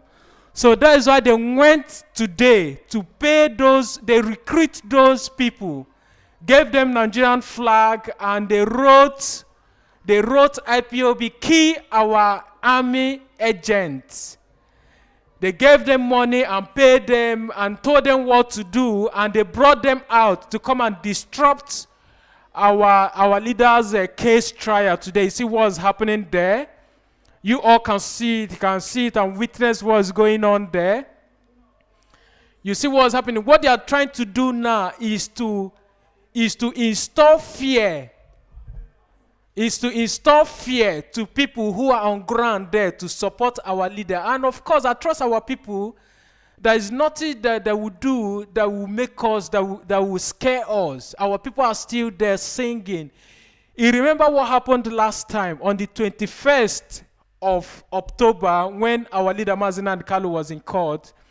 After the court trial and everything, our people started singing and started supporting, singing and hailing our leader. That is why they went and brought these people today to come and do the same thing, to come and distract. Maybe from there, they will kind of maybe create problem and they will start killing our people as usual. But please, if you are in Abuja or maybe you know somebody who went to Abuja today to support our leader, to pay solidarity to our leader, tell them to be very, very careful. There is no amount of provocation that will make us that will make our Nigerian military men to kill us again. They have killed us enough, and we said enough is enough. That is why these people came out today, to come and disrupt. You see them there. And the military men, they are there. They are not doing anything. The military men, they are there. They did not ask them who they are, who sent them. They just, what they did, you see, they are protecting them. But if anything could happen there now, or maybe one of the IPOB people now, maybe they will flag our flag, or maybe they will start, doing what they are doing, you will see they will start shooting and start killing people. So if you are there in Abuja, this is time you have to be very, very careful. Apply wisdom. We are very intelligent people. You have to be very, very careful. Those people, what they are there is just to distract and to cause problem. They have been paid. These are people that have been paid. You see what they came with. You see the gasket that they came with and what they wrote on it. So if you're in Abuja, very, very careful. Share this video, please. We have to tell, this video has to get to our people. People must know what's happening. You see them, is Hausa people, you see them, the Fulani people, they went and, hired them and paid them, gave them money. And they came out from nowhere. You see them there. Now tell me, what are they protesting? Are they protesting that some of the things that are happening in Nigeria is good? Or they are protesting, what's their point of protesting there, please? That is a question you should ask yourself. Why are they protesting? Are they protesting that the country is fine? Or they are protesting that Biafra want to be on their own? What's their point of protesting, please? So these are the questions you have to ask yourself. Now, let me take you back to Abuja again. Let's hear what they have to say. Let me take you back to Abuja. So you have to be very, very careful, please. Biafrans, you have to be very, very careful. Share this video, please. Our people must to see this thing. Our people must to see what's happening. Share it on your Facebook, on your WhatsApp, wherever you could share it on. Let's go back to Abuja and see what's happening. As you can see, the crowd of Nigerian youth, both Igbo groups and other groups, are gathered here in solidarity with the federal government and in solidarity with what we have all come to the terms with, that Nigeria is for all of us. The unity of this country is not negotiable, and therefore nobody under any guise can spread separatist agenda that will succeed in this country. We are here today to render solidarity support to the federal government and to let them know that we, the the youth of this country have now woken up from our sleep. We have now realized that if we don't rescue our country from the hand of this miscreant, they are going to destroy it even before we wake up from our sleep. Now we are here. There are accusations from the other quarter that you are sponsored by government. As you can see, like I told you, we are here today. You can see market women, farmers, and all of them are here. These are the people that are sponsored, came here to make trouble, came here to fight. You can see that most of our people are even market women. They are here and the men sponsored by the IPOB. What do you hope to achieve? What we want to achieve here today is to send a note of warning to the IPOB, whatever you call themselves, to whosoever is sponsoring separative agenda in this country. We are here to send a note of warning to them that Nigerians have woken up and we will no longer stay and keep quiet while they destroy our nation. To this end, we are also encouraging President Muhammadu Buhari not to give up in the fight, not to give up in the project of one Nigeria, because he has demonstrated that his unity personified. And so therefore we are here to give also solidarity to all the federal, the judges, the Ministry of Justice, that they should go about persecuting this matter their way. We have received different news from different quarters how IPOB sponsored talks go about threatening judges, lawyers representing and involved in this matter. But IPOB always says that that's an accusation that their hands are clean, that they are not involved. If you have followed IPOB carefully, you understand that that is their modus operandi. They have never accepted anything before. Don't forget that when they arrested Nnamdi Kanu, he never accepted that he instigated the people. Why? You see, as a media man, that the videos are everywhere where he was instigating people to burn houses and to kill people. Today, as they brought him to court, he pleaded not guilty to all of this crime that even the blind man is aware of in this country. So what do you hope to achieve with What we hope to achieve with this movement today is to make sure that justice is served to Nnamdi Kanu. He should not be given any kind of bail whatsoever. Okay, thank you very much.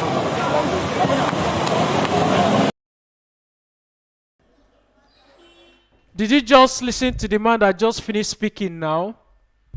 Now, if you are sensitive enough and you listen to some of the things that he said, you will know that this is someone who has been paid to come out and do his job.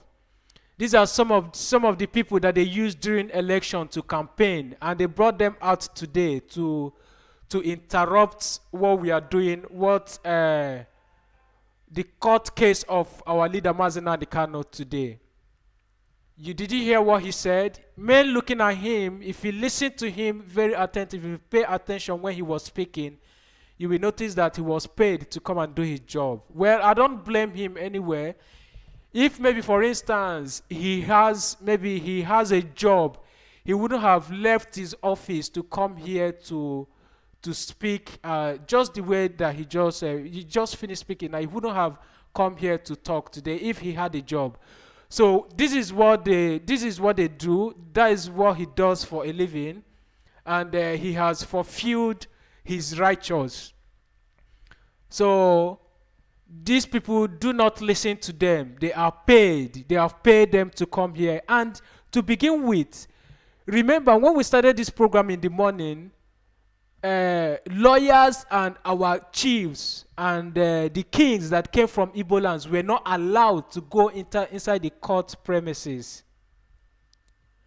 But they allowed these people to come here to protest. Let's assume maybe it's Biafrans that came with flags and all of this. You will see military men, they will start shooting them. But I don't know if you notice anything here today. They didn't do them anything.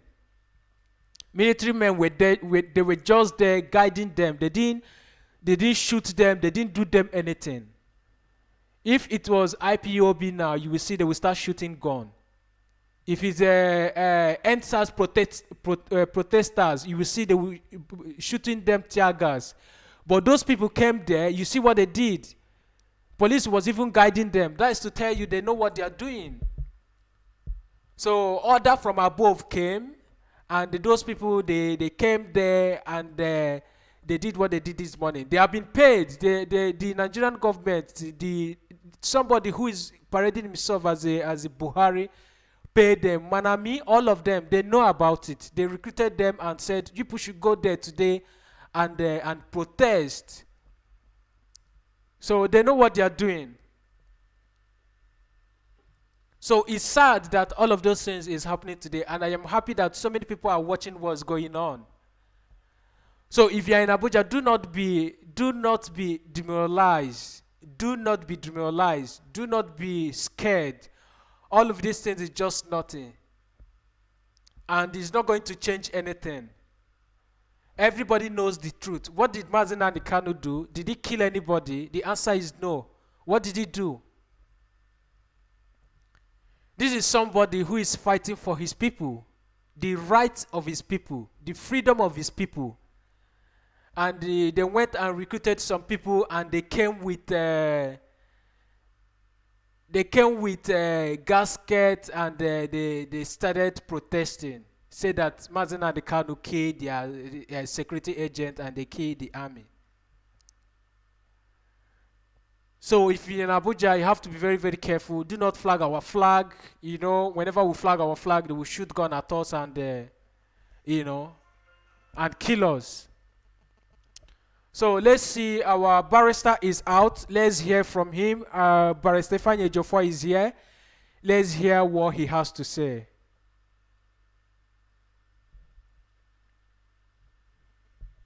Please, can we spread out? Can we spread out? Hey, arise, come this side. Come this side now. You don't go block me. I don't take a position here. Okay, sir. Put down here. Please, can we spread out? Can we spread out? Spread out, spread out, spread out. My hand is not very close to you. Just spread out a little. We're in court today.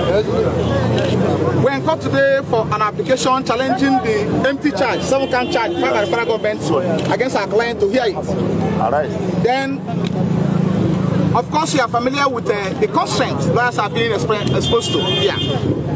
Lawyers are not being given access to the court. Even some people leaders and professional leaders and our professional leaders are not allowed to come to court. So today we're inside the court. When we're going to go to the court, they insisted that they can only allow 5 members of the legal team to be inside. Only 5. And we have at least a maximum of 8 persons along with us up there. I'm not talking about those that were denied access to the court premises. We are outside trying to resolve that issue. Because we can't continue this manner. We have people that came from all the way from Abba today. Yes.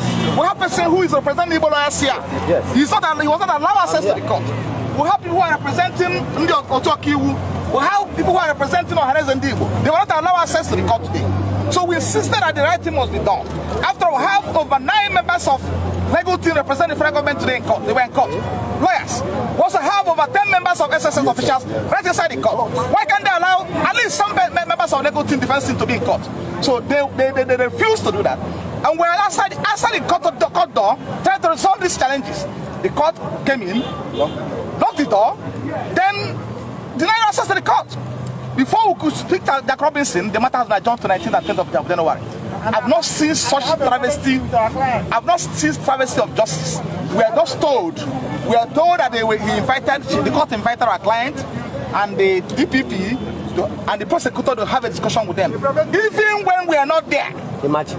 Just like what happened on 26th of July. On 26th of June 2021, when he was taken to court without reference to us.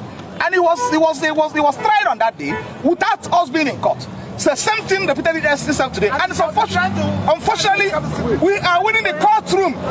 We are just outside the court door and we're locked outside. I've not seen such thing in my life. And there's no order from the court, substantial in court, stating that this trial will be called out in secret. No such order has been given. This is the height of privacy of justice. So today, and also the court, the last adjourned date, the court reviewed the guideline of persons who are visiting here. Yes.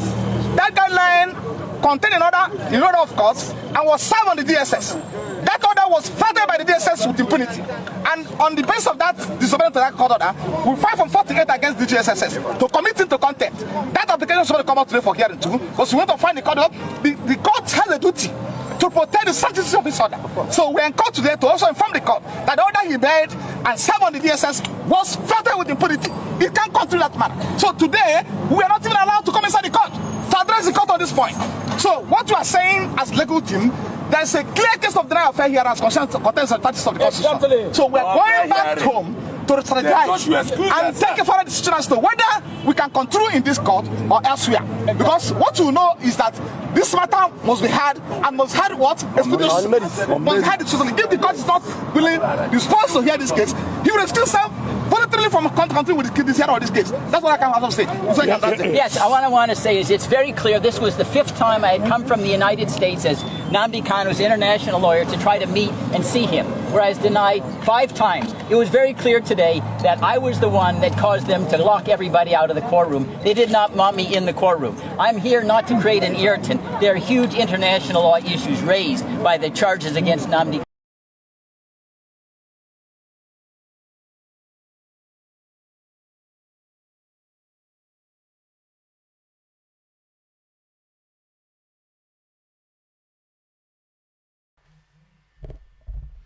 I'm so sorry. I will try to get you that the video just went off.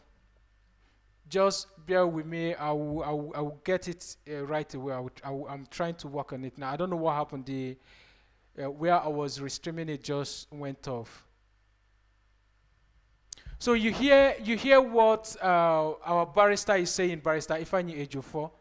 Barrister Ifeanyi Ejiofor is saying that. That they did not even allow them to come inside the courtroom. They have adjourned the case again. They have adjourned the case. I don't really get the dates when they said they have readjourned the case, the court case. They did not allow them inside. Just like what happened when Mazi Nnamdi Kanu was brought to Nigeria from Kenya. They tried him. They tried Mazi Nnamdi Kanu without the presence of Barrister Ifeanyi Ejiofor. The same thing happened today. They locked them outside and did what they did, and they dismiss it. What they did today is to fix another court date. I'm trying to get you that video. The thing just went off. I don't know what happened. Just bear with me. I'm trying to get it again. I don't know what happened. The thing just went off. Just bear with me. I'm trying to get it here now, please. This is sad. This is very, very sad. And it won't continue. It won't carry on like this. Seriously, we will not carry on like this. This is sad. I'm trying to see if I will get the video again. Bear with me, please. I'm trying to see what I can do to get you that update coming from our lawyers, our barristers. Please, people that calling, stop calling. I will tell you when you will call, please. I will tell you when you will call. Stop calling for now. Let's just hear from our legal teams before you will call in and make your contribution. Stop calling. I'm trying to see if I will get you that video again. Bear with me. I don't know what happened. The thing went off. I'm trying to get it back again. I'm trying to get it back on. Just bear with me, please. Biafrans, bear with me. I'm trying to get it on. This is sad. Very, very sad. Very, very sad indeed. This is unacceptable. That is why they went and recruited those people, and they came there to protest. So what they will present to the world today is that even that there are some people that is supporting, that is not really happy, with Mazi Nnamdi Kanu. There's people that is against it. That is the picture they came out today to paint with. Remember the people that came there with gaskets to protest. That is the kind of picture that they came out to paint. But we are winning all the same. All of those things is just nothing. It's nothing. Bear with me, please. I'm trying to get it on again. I don't know what happened. The thing just went off. Bear with me. I'm trying to get it on again. So you will hear from our legal team the things that they went through today, the ill treatment of this whole event. Okay, here we are. Here it is. Let me put volume so you hear from the locals outside. When we learned that the judge is inside, we wanted to go on DSS's locals outside. And the judge adjourned the matter till 19th of January. Somebody that is not on bail, somebody that is having a health issues. So we feel that people have been saying that as a Fulani woman, Nnamdi Kanu will never get justice in her court. And he has confirmed it. She has confirmed it today. She has confirmed it today. I've never seen where. And after he adjourned the matter, she had a meeting with the prosecution, DSSS, prosecution, and Nnamdi Kanu. What we are there discussing? Are they forcing Nnamdi Kanu to plead guilty in an empty charge? This is the highest of injustice I've ever seen. And we are calling NJC to come into this matter. We are calling NBA to come into this matter. We are calling everybody to come into this matter. Because if you hear somebody will leave this country, will leave as a president, another person will come. Nobody wants this country. I will not allow this country to be destroyed by anybody. I've never seen this kind of injustice. You said Nnamdi Kanu committed an offense. Come and prove it. Come and prove it. So that you commit him and he be sentenced. It's not above the law. Why are you intimidating him?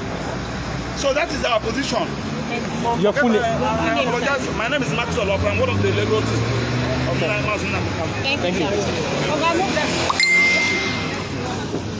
No, he cannot.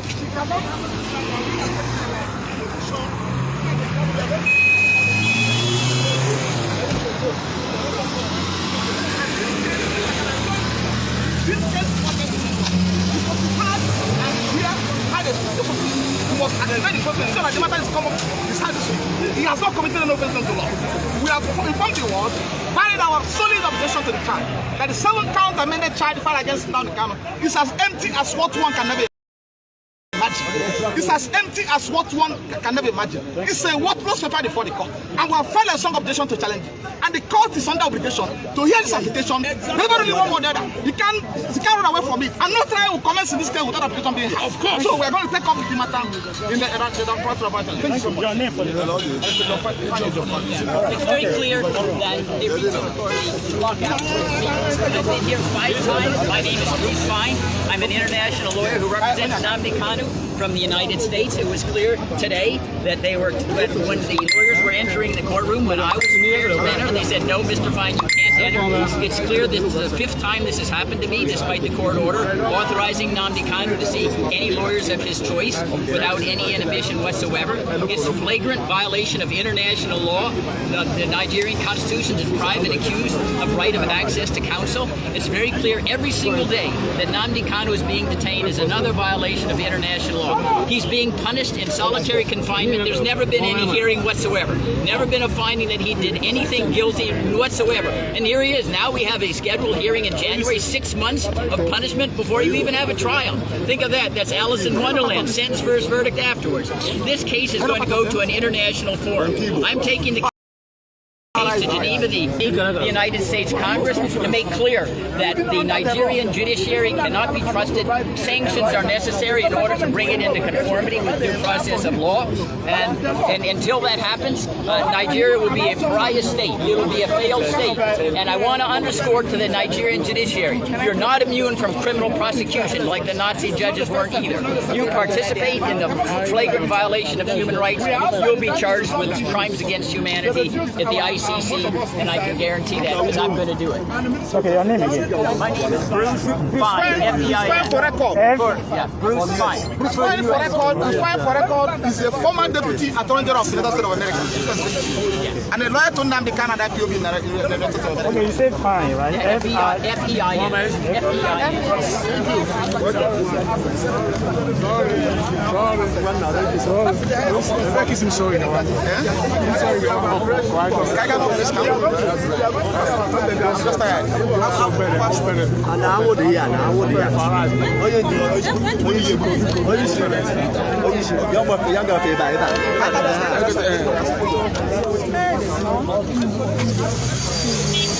The case, as you can see, as you've been hearing, the case was adjourned till 19th January.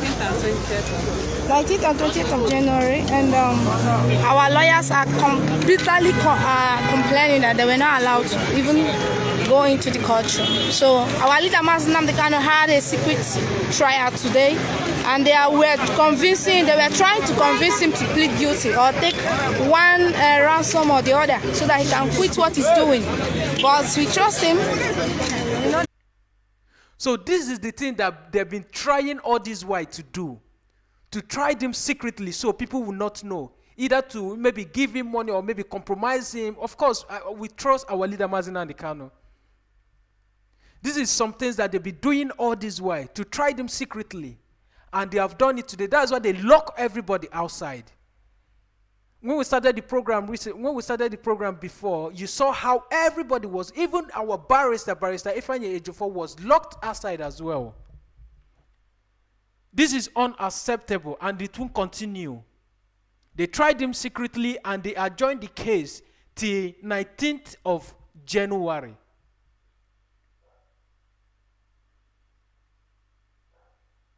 This is what they have been trying to do all this while, and they have done it today. Our lawyers are not there. The same thing they did when they brought him to court before. Nobody was there. They just tried him secretly. And they adjourned they do it however they want to do it. That is why they brought thugs. You saw those people that came today. That is why they came with all those people. This is unacceptable. Unacceptable. Let's listen to this young man, please. So it's so terrible. It's an embarrassment. No. It's embarrassment. No, because what we bought for girls. I'm from Nemeka Ejiofor. I'm a full lawyer. You may lawyer Nnamdi Kanu. No, that lawyer got you.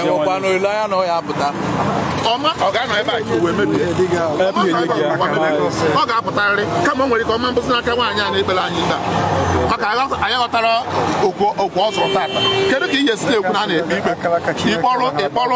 I onye client anyị kpọọ prosecutor kpọrọ ndị DSS unu agba ezi ịkpọchi anyị kpọchide anyị ilo kedu ihe anyị maka ọgba client anyị ọ nwere ka gwa anyị olo ya pụta n'ihe egwu ikpe egwu so it's unfortunate, it's just terrible. And then we're to ihe anụ atọ January 19 and 20, which means ka ata bịa afụfụ ịma na ọ nọkwa n'ebe akpọchiri ya sọọsị ya nọ na nya ogologo ebe ọ nọ dịka bido ebe a jebe na ewu na-eni sọọsị ya nọ nwere human being ya na ya na-ekwu so ha chọrọ by the time ọ ya nọgidezi ebe a ka o bido kọgheribe onwe ọ their plan bụ ka eme ya ka ụbụrụ ya pụọ ka ọ kọgheribezi akọgheribe ma ịkpọchi ya into solitary confinement. So ụdị ya bụ ya bụ unu ga-abanyezi ọgụ ịnụ anyị amarụkwa na anyị nwere ọyị n'ihe anụ a na-eme. I am right in me, George, I do for me, George Meta. I know you in short. I have you could have good now. Dollar, none. Omubani, this one na BBC News. Una follow to ya Besiga Tata, New League, no one no Ndokaiwu Nnamdi Kanu, the Bialo, Eba. Okaiwu, if I need job for. So you've all heard what this man said. What they are trying to do now is just to suffer our leader Mazi Nnamdi Kanu, and that is what they have been doing. And that Binta, who is in charge of that case, she knows what she's doing as well. She knows what she's doing. She's just doing this case in the favor of the federal government. Malami and its gang. That is what Anita, that is what she's doing. I don't know if I got her name correctly. I don't know what she's called, and I'm not interested to know what her name is. They are trying to suffer our leader Mazi Nnamdi Kanu. They've been trying, where he is, he's alone. Only him in a particular place. You don't go out, no movement, just in a particular place. He doesn't have access to phone, he doesn't have access to smartphone, no television, nothing, where he is. And they will bring him to court, they will try him secretly, they will return him back without him having access to his lawyers. What happened today is they tried him secretly. Barrister Ifeanyi Ejiofor was not there. Aloy Ejimako, none of his lawyer was there. They tried him secretly and they adjourned the case till 19th of January. In a country that claimed to be running a democracy. And this is some of the things that most of you will come here and you tell me to believe in one Nigeria, that Nigeria will be better. That a man whom you accused for something and you brought him to court, You are trying him secretly. You did not allow him to have access to his lawyers. You did not allow him to see his people. You brought him out and you say one or two things. You adjourn the case. You say, come back so day. This is unacceptable. And this is the time the leaders from Igbo land has to do something. This is the time they have to do something. Mazi Nnamdi Kanu cannot keep suffering for just nothing. This is someone who has done nothing. The suffer is too much. I am pained even as I speak right now.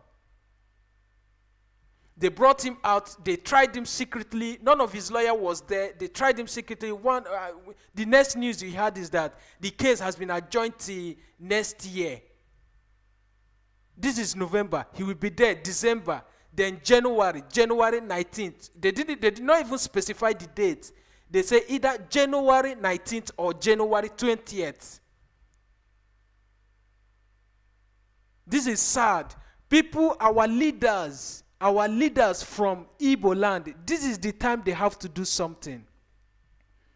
And this is why you see our people have been voluntarily sitting at home. I don't know why they have to cancel that sit at home that we were supposed to start on the 5th, even before that so-called election was supposed to hold, to pressurize these people to release our leader, because in as much we are still playing around, our leader, they will still be adjourning the case. On the 19th of February, on the 19th of January, if they still bring him out, what they will do is they will adjourn the case again, maybe on April next year. They will be prolonging it. They will be suffering our leader. This is someone who has no access to his doctor. The only doctor that he has access is the one that DSS provide for him, of which nobody knows the kind of medication that they are giving to him there. This is sad and unacceptable. People, the Igbo leaders, the governors from Eastern government, this is the time they have to do something. The Eastern governors, the Igbo leader, this is the time they have to do something to make sure that our leader Mazi Nnamdi Kanu is being released. They can't keep adjourning the case for a man who has done nothing. Look at what they brought to court last time on the 21st of October. You saw what they brought, Malami, you saw the case that he came up with. He said Mazi Nnamdi Kanu was abusing Buhari. That is just the case that they came with. They have nothing. That is the thing that they came with. They say he was abusing Buhari. He was the one who insinuating the NSAS protesters, people that burned properties in Lagos. That was just the only thing that they came up with. Nothing. They have nothing against him. And today again, they did not even allow his lawyers to even come inside the courtroom to see him or maybe talk to at least judge the case that they present against him. The next thing that we hear is that the court case has been adjourned till 19th of January. Please, this is the time the Igbo, if they did not do something now to make sure that our leader is being released, all these things that is happening here and there, they will be worse happening. The suffering is too much. This is a man who has done nothing. Okay, now transfer him to correctional center, where he will have access to phone and other things, at least talk to his people. They said no, they don't want to transfer him to correctional center. They are keeping him in a DSS custody. Transfer him to correctional center, no. Release him, no. Then bring the case to the court, let's judge it, no. They will bring him out. Before you know it, they push the lawyers and everybody that came to at least hear the court case, they push them outside, and before you know it, they talk one or two things, they adjourn the case again till next month or maybe next 2 months.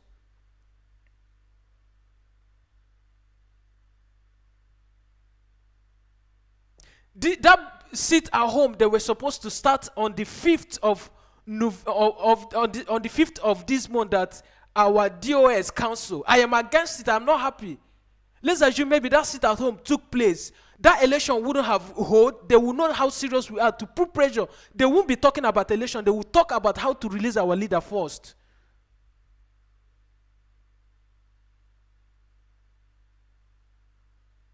The suffering is too much for a man who has done nothing. What they're trying to do now is to make him to be mentally ill. That's what they're trying to do to Mazi Nnamdi Kanu. Because you had it from the lawyer now who just finished speaking. Where they put him is in a long place, in a kind of, a particular place, and he's alone there. That is the kind of a room where he's staying. Only him.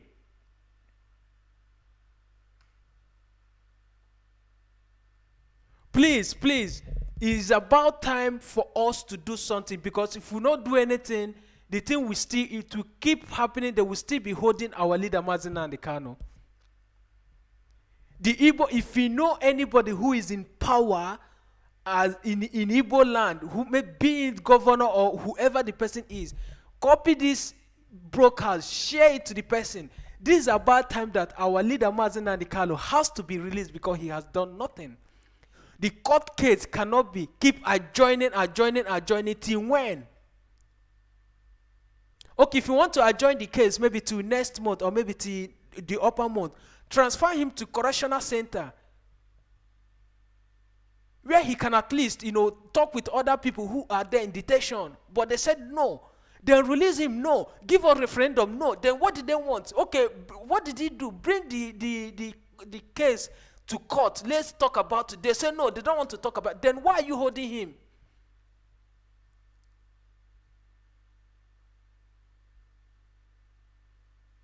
They just want to destroy him mentally.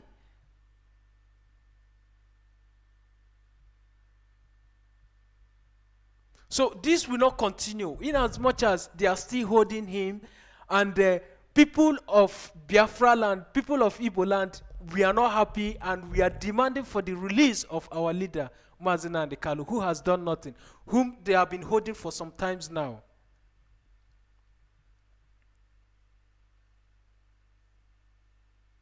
I'm going to open the phone line again. If you still have the number, I will open the phone line. Call in and tell us how you feel. Of course, I know many people will be angry. Call in. I'm going to open the phone line now. Call in, please. If you are calling in, like I said before, do not use, you have to be civil. There are some words you don't use when you're on air. I'm going to open a phone line. People have started calling in already. But before I take the call, I'm going to give a phone line in which we call in. This ill treatment has to stop. This is sad. Our leader cannot be adjoining every time that they brought him to court without trying him, without looking to those things that they said, that those crimes that they said that he had committed. And whenever he appears in court, they will adjoin him to the next court, hearing. The number to call in case maybe you don't have the number, you just join in. The number to call in is +39 347 82 864 26. Call in and let us know how you feel. Of course, I know that everybody is angry. You saw what happened. They went and recruited some people to come and destruct, to come and cause problem there, and they came with gasket and some placard and all that, and they wrote on it that IPOB is a terrorist. Mazi Nnamdi Kanu kill security men.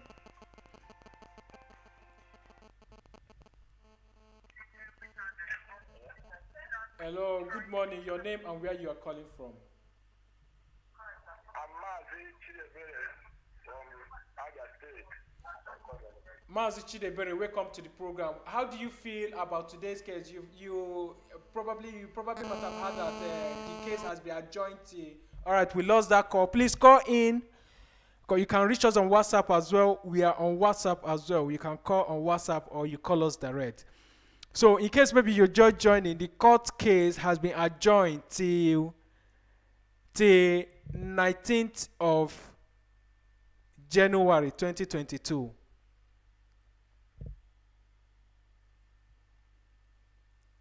We are demanding for his immediate release because Mazi Nnamdi Kanu has done nothing. He has done done nothing.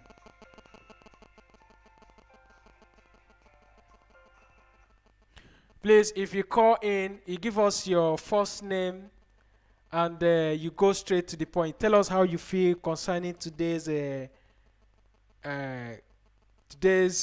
case.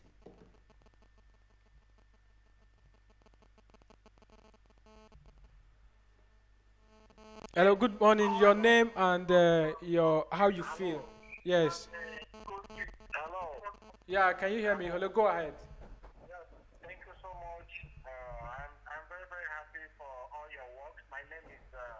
My name is Jen General. So I'm very, very happy for. Yeah, my name is General. I am very happy. Yes, my name is General. So I am very happy for all your work. BBC, you are doing your best. Thank you, my brother. Thank you. How do you feel about today's case? How do you feel? I am happy, most especially the way you people are presenting and showing the news updates. We are following everything. So I'm very, very happy. But the way the procedures they are following, we are not happy. Okay. Well, today I am not happy the way they handle the issue. Where they did it as if we are not international. They did it, the way they treated the people, both the kings, the loyal people who are there, and the common men. So the way they treated the Biafran people, the security men were in place, but they are doing nothing. They watch people flying out, mixing up with the people who came to court to support Mazi Nnamdi Kanu, which can cause fight in the presence of court. I thought the security would have segregated them, tell them to stay one side and let the Biafran people stay one side. No, they will not. They will not. They will not tell them. They will not tell them because they are their people. They know. They know about the coming of those people. So they will not tell them. They will not tell them. They know because people that recruited them is Malami and his cohorts. They know. They know about it. So those people that you saw there today that came to disrupt the trial, they are people that are being paid. They know them. That is why you did not see. If it was NSAS protesters, they will start shooting at them easily. If it's a IPOB flagging their flag protesting, they will shoot. But those people, they came there. Nobody. Did you see anybody shoot or tear gas them? They did not because they know.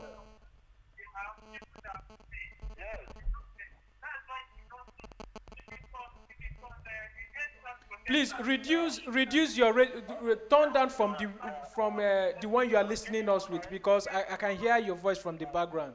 Reduce the volume of the one you are listening from. Please give me more time. Just give me a second. Please, like as I was saying, I use this opportunity to thank every.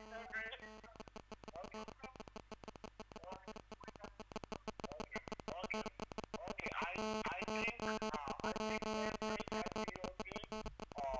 every Biafran of people, especially the people in different countries, or all the support, this is time we should come together and without being afraid.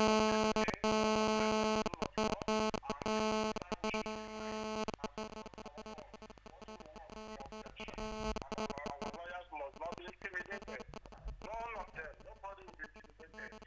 So we have to encourage those people who are listening. We have to tell them the reason to determine and support Mazi Nnamdi Kanu. We are in support of him. I thank all the people, especially most people in Qatar. The IPOBs in Qatar.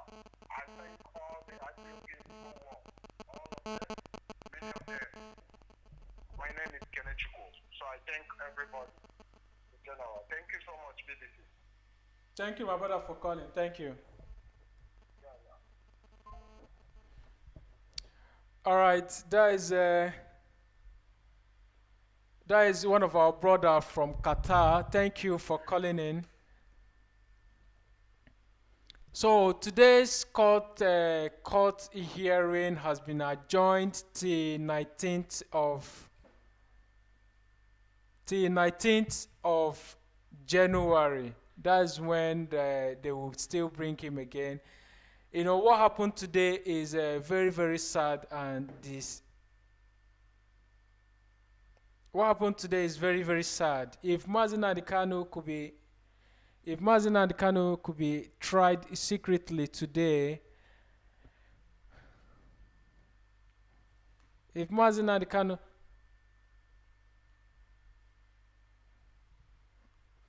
Kanu could be tried secretly today and nothing happened, that's to tell you that anything at all is possible in Nigeria. This is unacceptable and sad. Is a country who claim to be running a democracy, and the way the things are going now, I don't see there will be any changes, seriously. So what do we have to do? Because some people are asking, what do we have to do now? What we have to do is to put pressure, because if we do not put any pressure, our leader will not going to be released.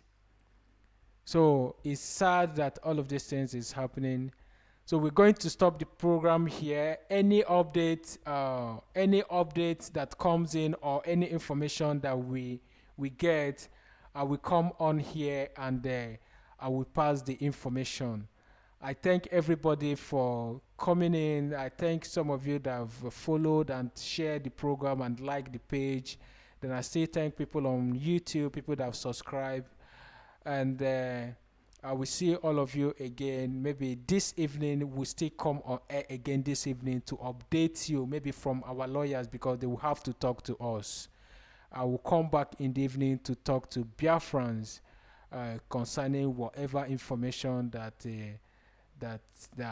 may be published later. So today's court case, in case maybe you're just joining us, today's court case has been adjourned to 19th January 2022, which is next year.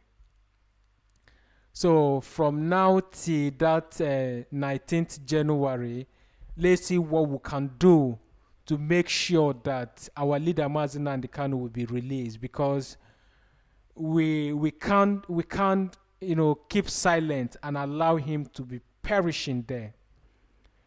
This is a man who he stays in a particular place. He doesn't have access to television. He doesn't have his phone. Nothing. He knows nothing about what's happening. So today he was tried secretly. No journalists went in. None of the lawyers went inside. Everybody was outside the court. Even the former governor of Anambra State, who went there to see for the court trial, he was pushed aside as a baby. He was pushed aside. They didn't allow anybody inside. All of our lawyers were outside. All of them were outside. They tried our leader secretly. Probably there they were kind of trying to compromise him, try to tell him the offer they have got for him. And he said no.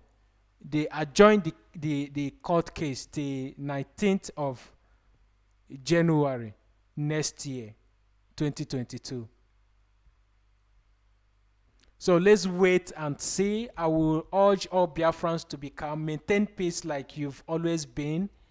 Maintain peace and be calm wherever you are. Remember, like they used to say, everything happened for a reason. And I believe what's happening now is the right time and the right thing to happen. But what I am still saying is, let's assume that 5th of November, when we wanted to go for that sit at home, let's assume that sit at home took place.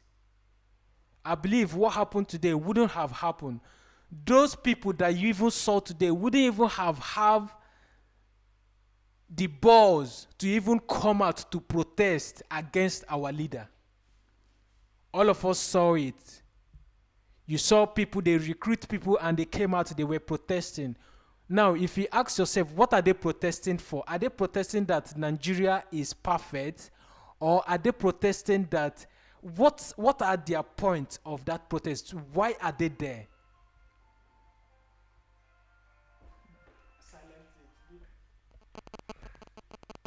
Why are they there?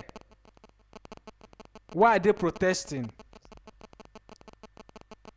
That is to tell you, all of those people that you saw there today were people that they paid them and they recruited them somewhere. All of a sudden, you saw how it happens, right? All of a sudden, they appear from nowhere and they started protesting.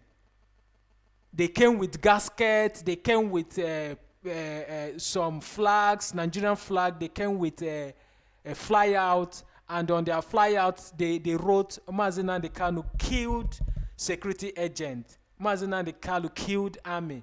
They carry gaskets where they wrote IPOB is a terrorist. You saw it. So, all Biafrans, wherever you are, you have to maintain, you have to be calm. Let's watch and see how things unfold. But like I said before, I am still saying it again. Let's assume maybe that 5th of November, we took off with that sit at home. What happened today wouldn't have happened. Because that sit at home itself is yielding results, is making impact. If you don't know, that Monday that you're sitting at home, every Monday you don't go out, you sit in your houses, is making impact. You see how the Eastern governors, you see how they are crying. Whenever they hear sit at home, you see how they are panicking. Because it has impact. Let's assume maybe all of us started at home on 5th up until now. What happened today wouldn't have happened. But like I've always said before, our leaders, they don't care. All they care is about election. You had Ezu from when he was here, they were asking him questions. You heard what he said.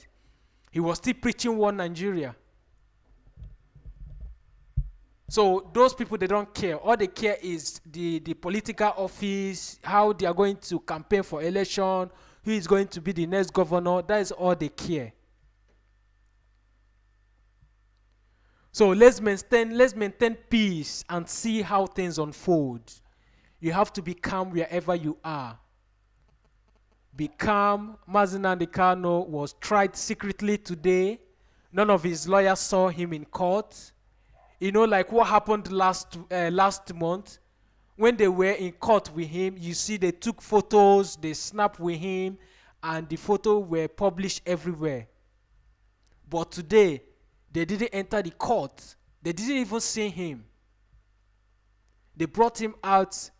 Heaven only, I don't even know if maybe they even brought him to the court, if you ask me, because I don't see a reason why they would brought him to court.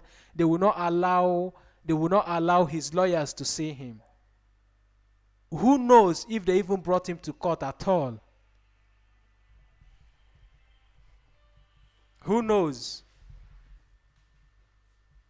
All we heard is that the court has been adjourned till next month. Not next month. Next 2 months, January, 19th of January. So we are calling on people who are on power. Those people in power. Those people in power in Biafra land. Those people in power, we are calling. This is about time you go and negotiate with your Fulani masters to release our leader. This is time you have to speak to your Fulani masters to let our leader go because he has done nothing.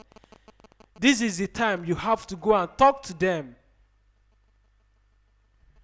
If they like, let them go and recruit the whole people in the north and brought them to the next court case to come and protest against our leader. It's not going to change anything. You saw the titles that they came out with today. That is even to tell you that they know what they are doing. They know that today court case. That's why they came out with those people to protest. They told those people, hey, you people should come out with the Nigerian flag. You people should come out. They organized it and paid those people. They came out and they were there protesting against our leader, Mazi Nnamdi Kanu, who has done nothing. They have not protested against the bad governorship. They have not protested about Buhari, who have not been listening to the people. They have not. Those people have not. All those not people that you saw today, all of them were Hausa people. During the NSAS protests, when they were doing NSAS protests, remember, protests did not take place in the north. Protests did not take place in the north. But those people, they have the guts to come out today to protest at Federal High Court against our leader Mazi Nnamdi Kanu. During the NSAS protest, how many of the people from the north did you see protesting? None. The protest only took place in Lagos, Abuja, some part in Abuja, in the east, Benin, Port Harcourt, Abia State, and Imo, and some other states. In the north, during the NSAS protest, in the north, people didn't protest.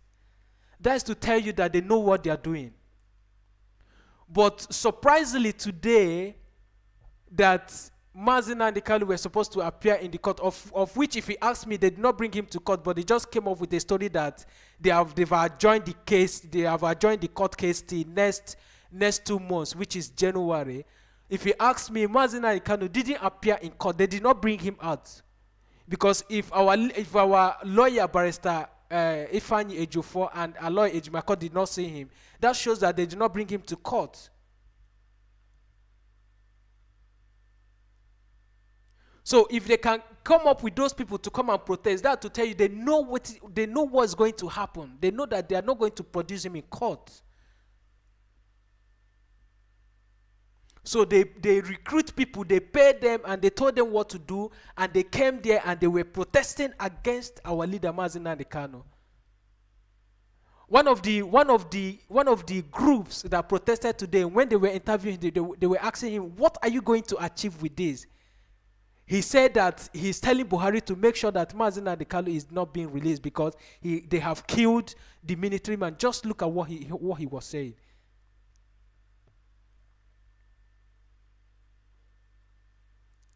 So I am calling the Igbo leaders, please, this is the time we have to stand up. Even what happened today, the insult alone today is enough to let you people know that these people doesn't want you people.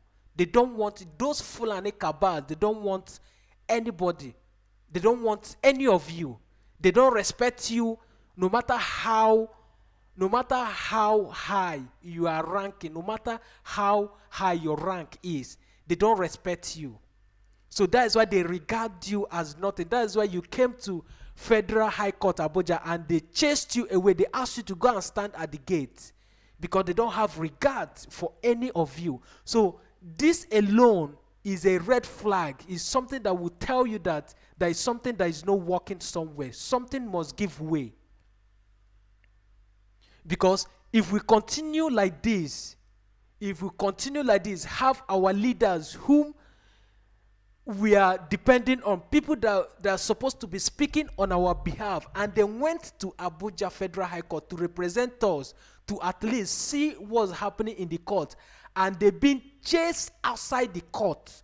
They asked them to go and sit down outside and wait. Then how about us, people that you people are speaking on our behalf?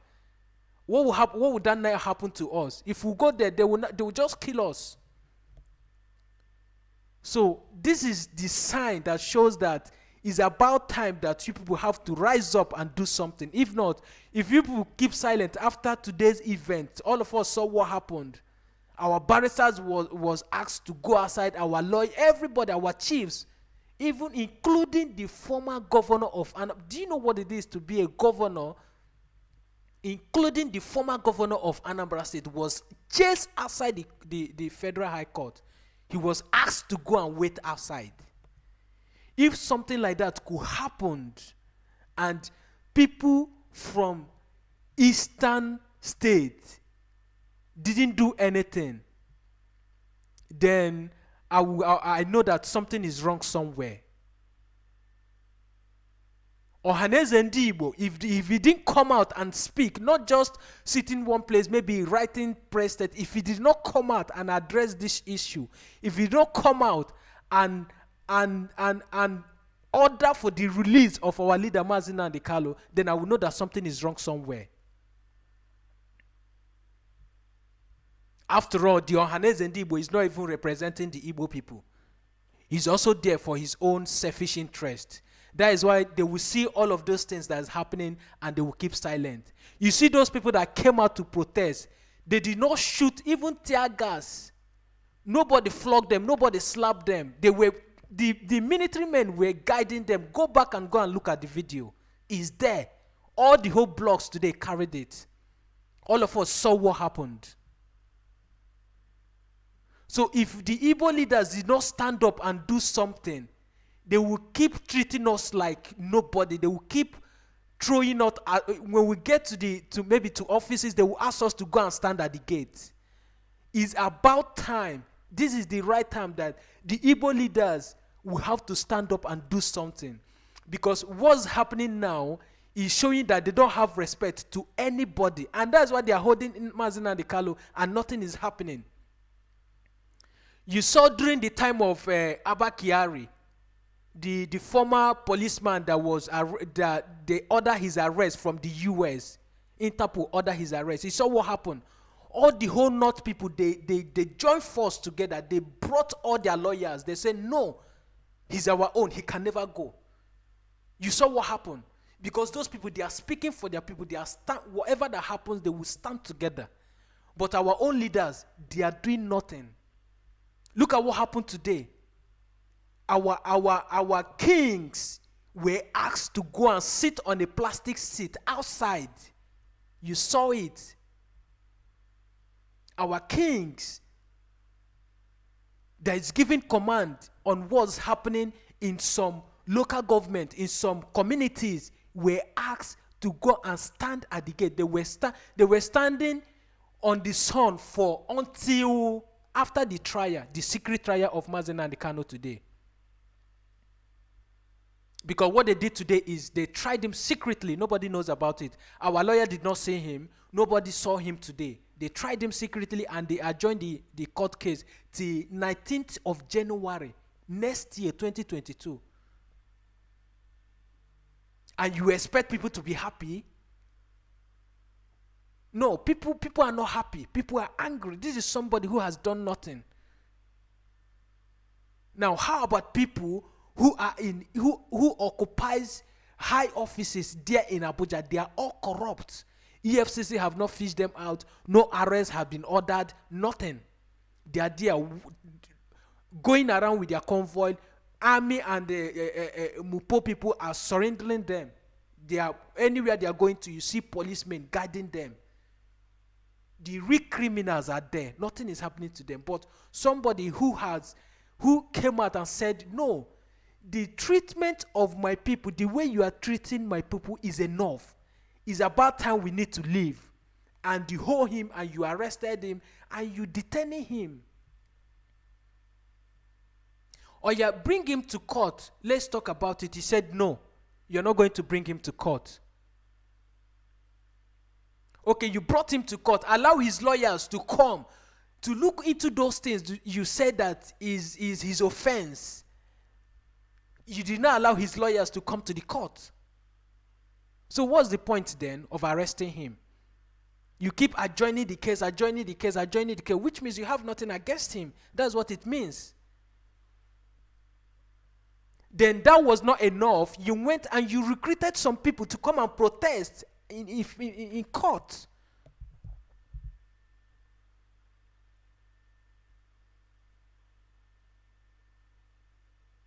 So it's about time the Igbo leaders have to do something. If they didn't do something, the Fulanis, they will keep coming hard on us. They will keep asking us to go and stand at the gate. They will keep treating us like nobody. If the so-called people who claims to be leaders, if they didn't do something, they will keep treating us like nobody. I've said it before. The way they are treating, the way their leaders are treating our leaders now, their children are watching us. Their children will still be they will still be treating us like that. If our fathers cannot stand up and resist that push that they are pushing us, if they allow themselves to push to the wall, their children is going to push us as well.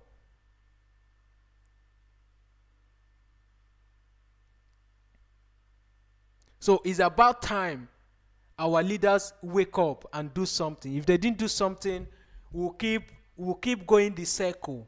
We'll keep, Buhari himself, he came out and said it that we are a dot in the circle. He said it before, and they didn't do anything. That alone is an insult. You remember when the so-called somebody who is claiming to be a Buhari, he said the Igbo, the IPOB, they are dot in a circle. He said it. I hope you've not forgotten. In this OG, we are quick in forgetting things. Probably you've not forgotten that word too. They call us dots in a circle. So if we didn't stand up and resist that circle, it's going to consume us all. There are so many indications out there. People are not speaking. People are being quiet. And it will be repeating itself. Actually, what happened today, why this thing that happened today, it repeats itself, is because what happened on the 21st of October, which was last month, what happened on the 21st of October, our leaders didn't do anything about it. Remember what happened today. Repeat the same thing that happened on the 21st. They did not do anything. No action was taken. The only thing that we saw was Ohaneze Ndigbo came out and he gave a press release. He said he demanded an apology from federal government, of which they did not apologize till today. And that one, they sweep it under the carpet. That is why you saw what happened today. That is why it repeats itself today.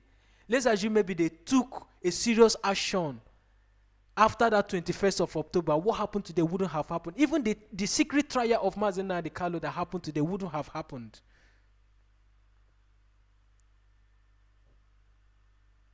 So it's about time our leaders has to stand up and do something. I'm going to end the program here, and I will come back in the evening to update Biafrans what's happening. I thank all of you for listening, and I thank some of you that followed us on our Facebook page and some of you that have subscribed on our YouTube channel. Go on our YouTube channel and subscribe, because most times we do upload videos on YouTube. If you've not subscribed to our YouTube channel, go on our YouTube channel and type Voice of Biafrans. You will see our YouTube channel. Subscribe there. And if you're watching on YouTube, you've not been following us on Facebook, come on Facebook, follow us.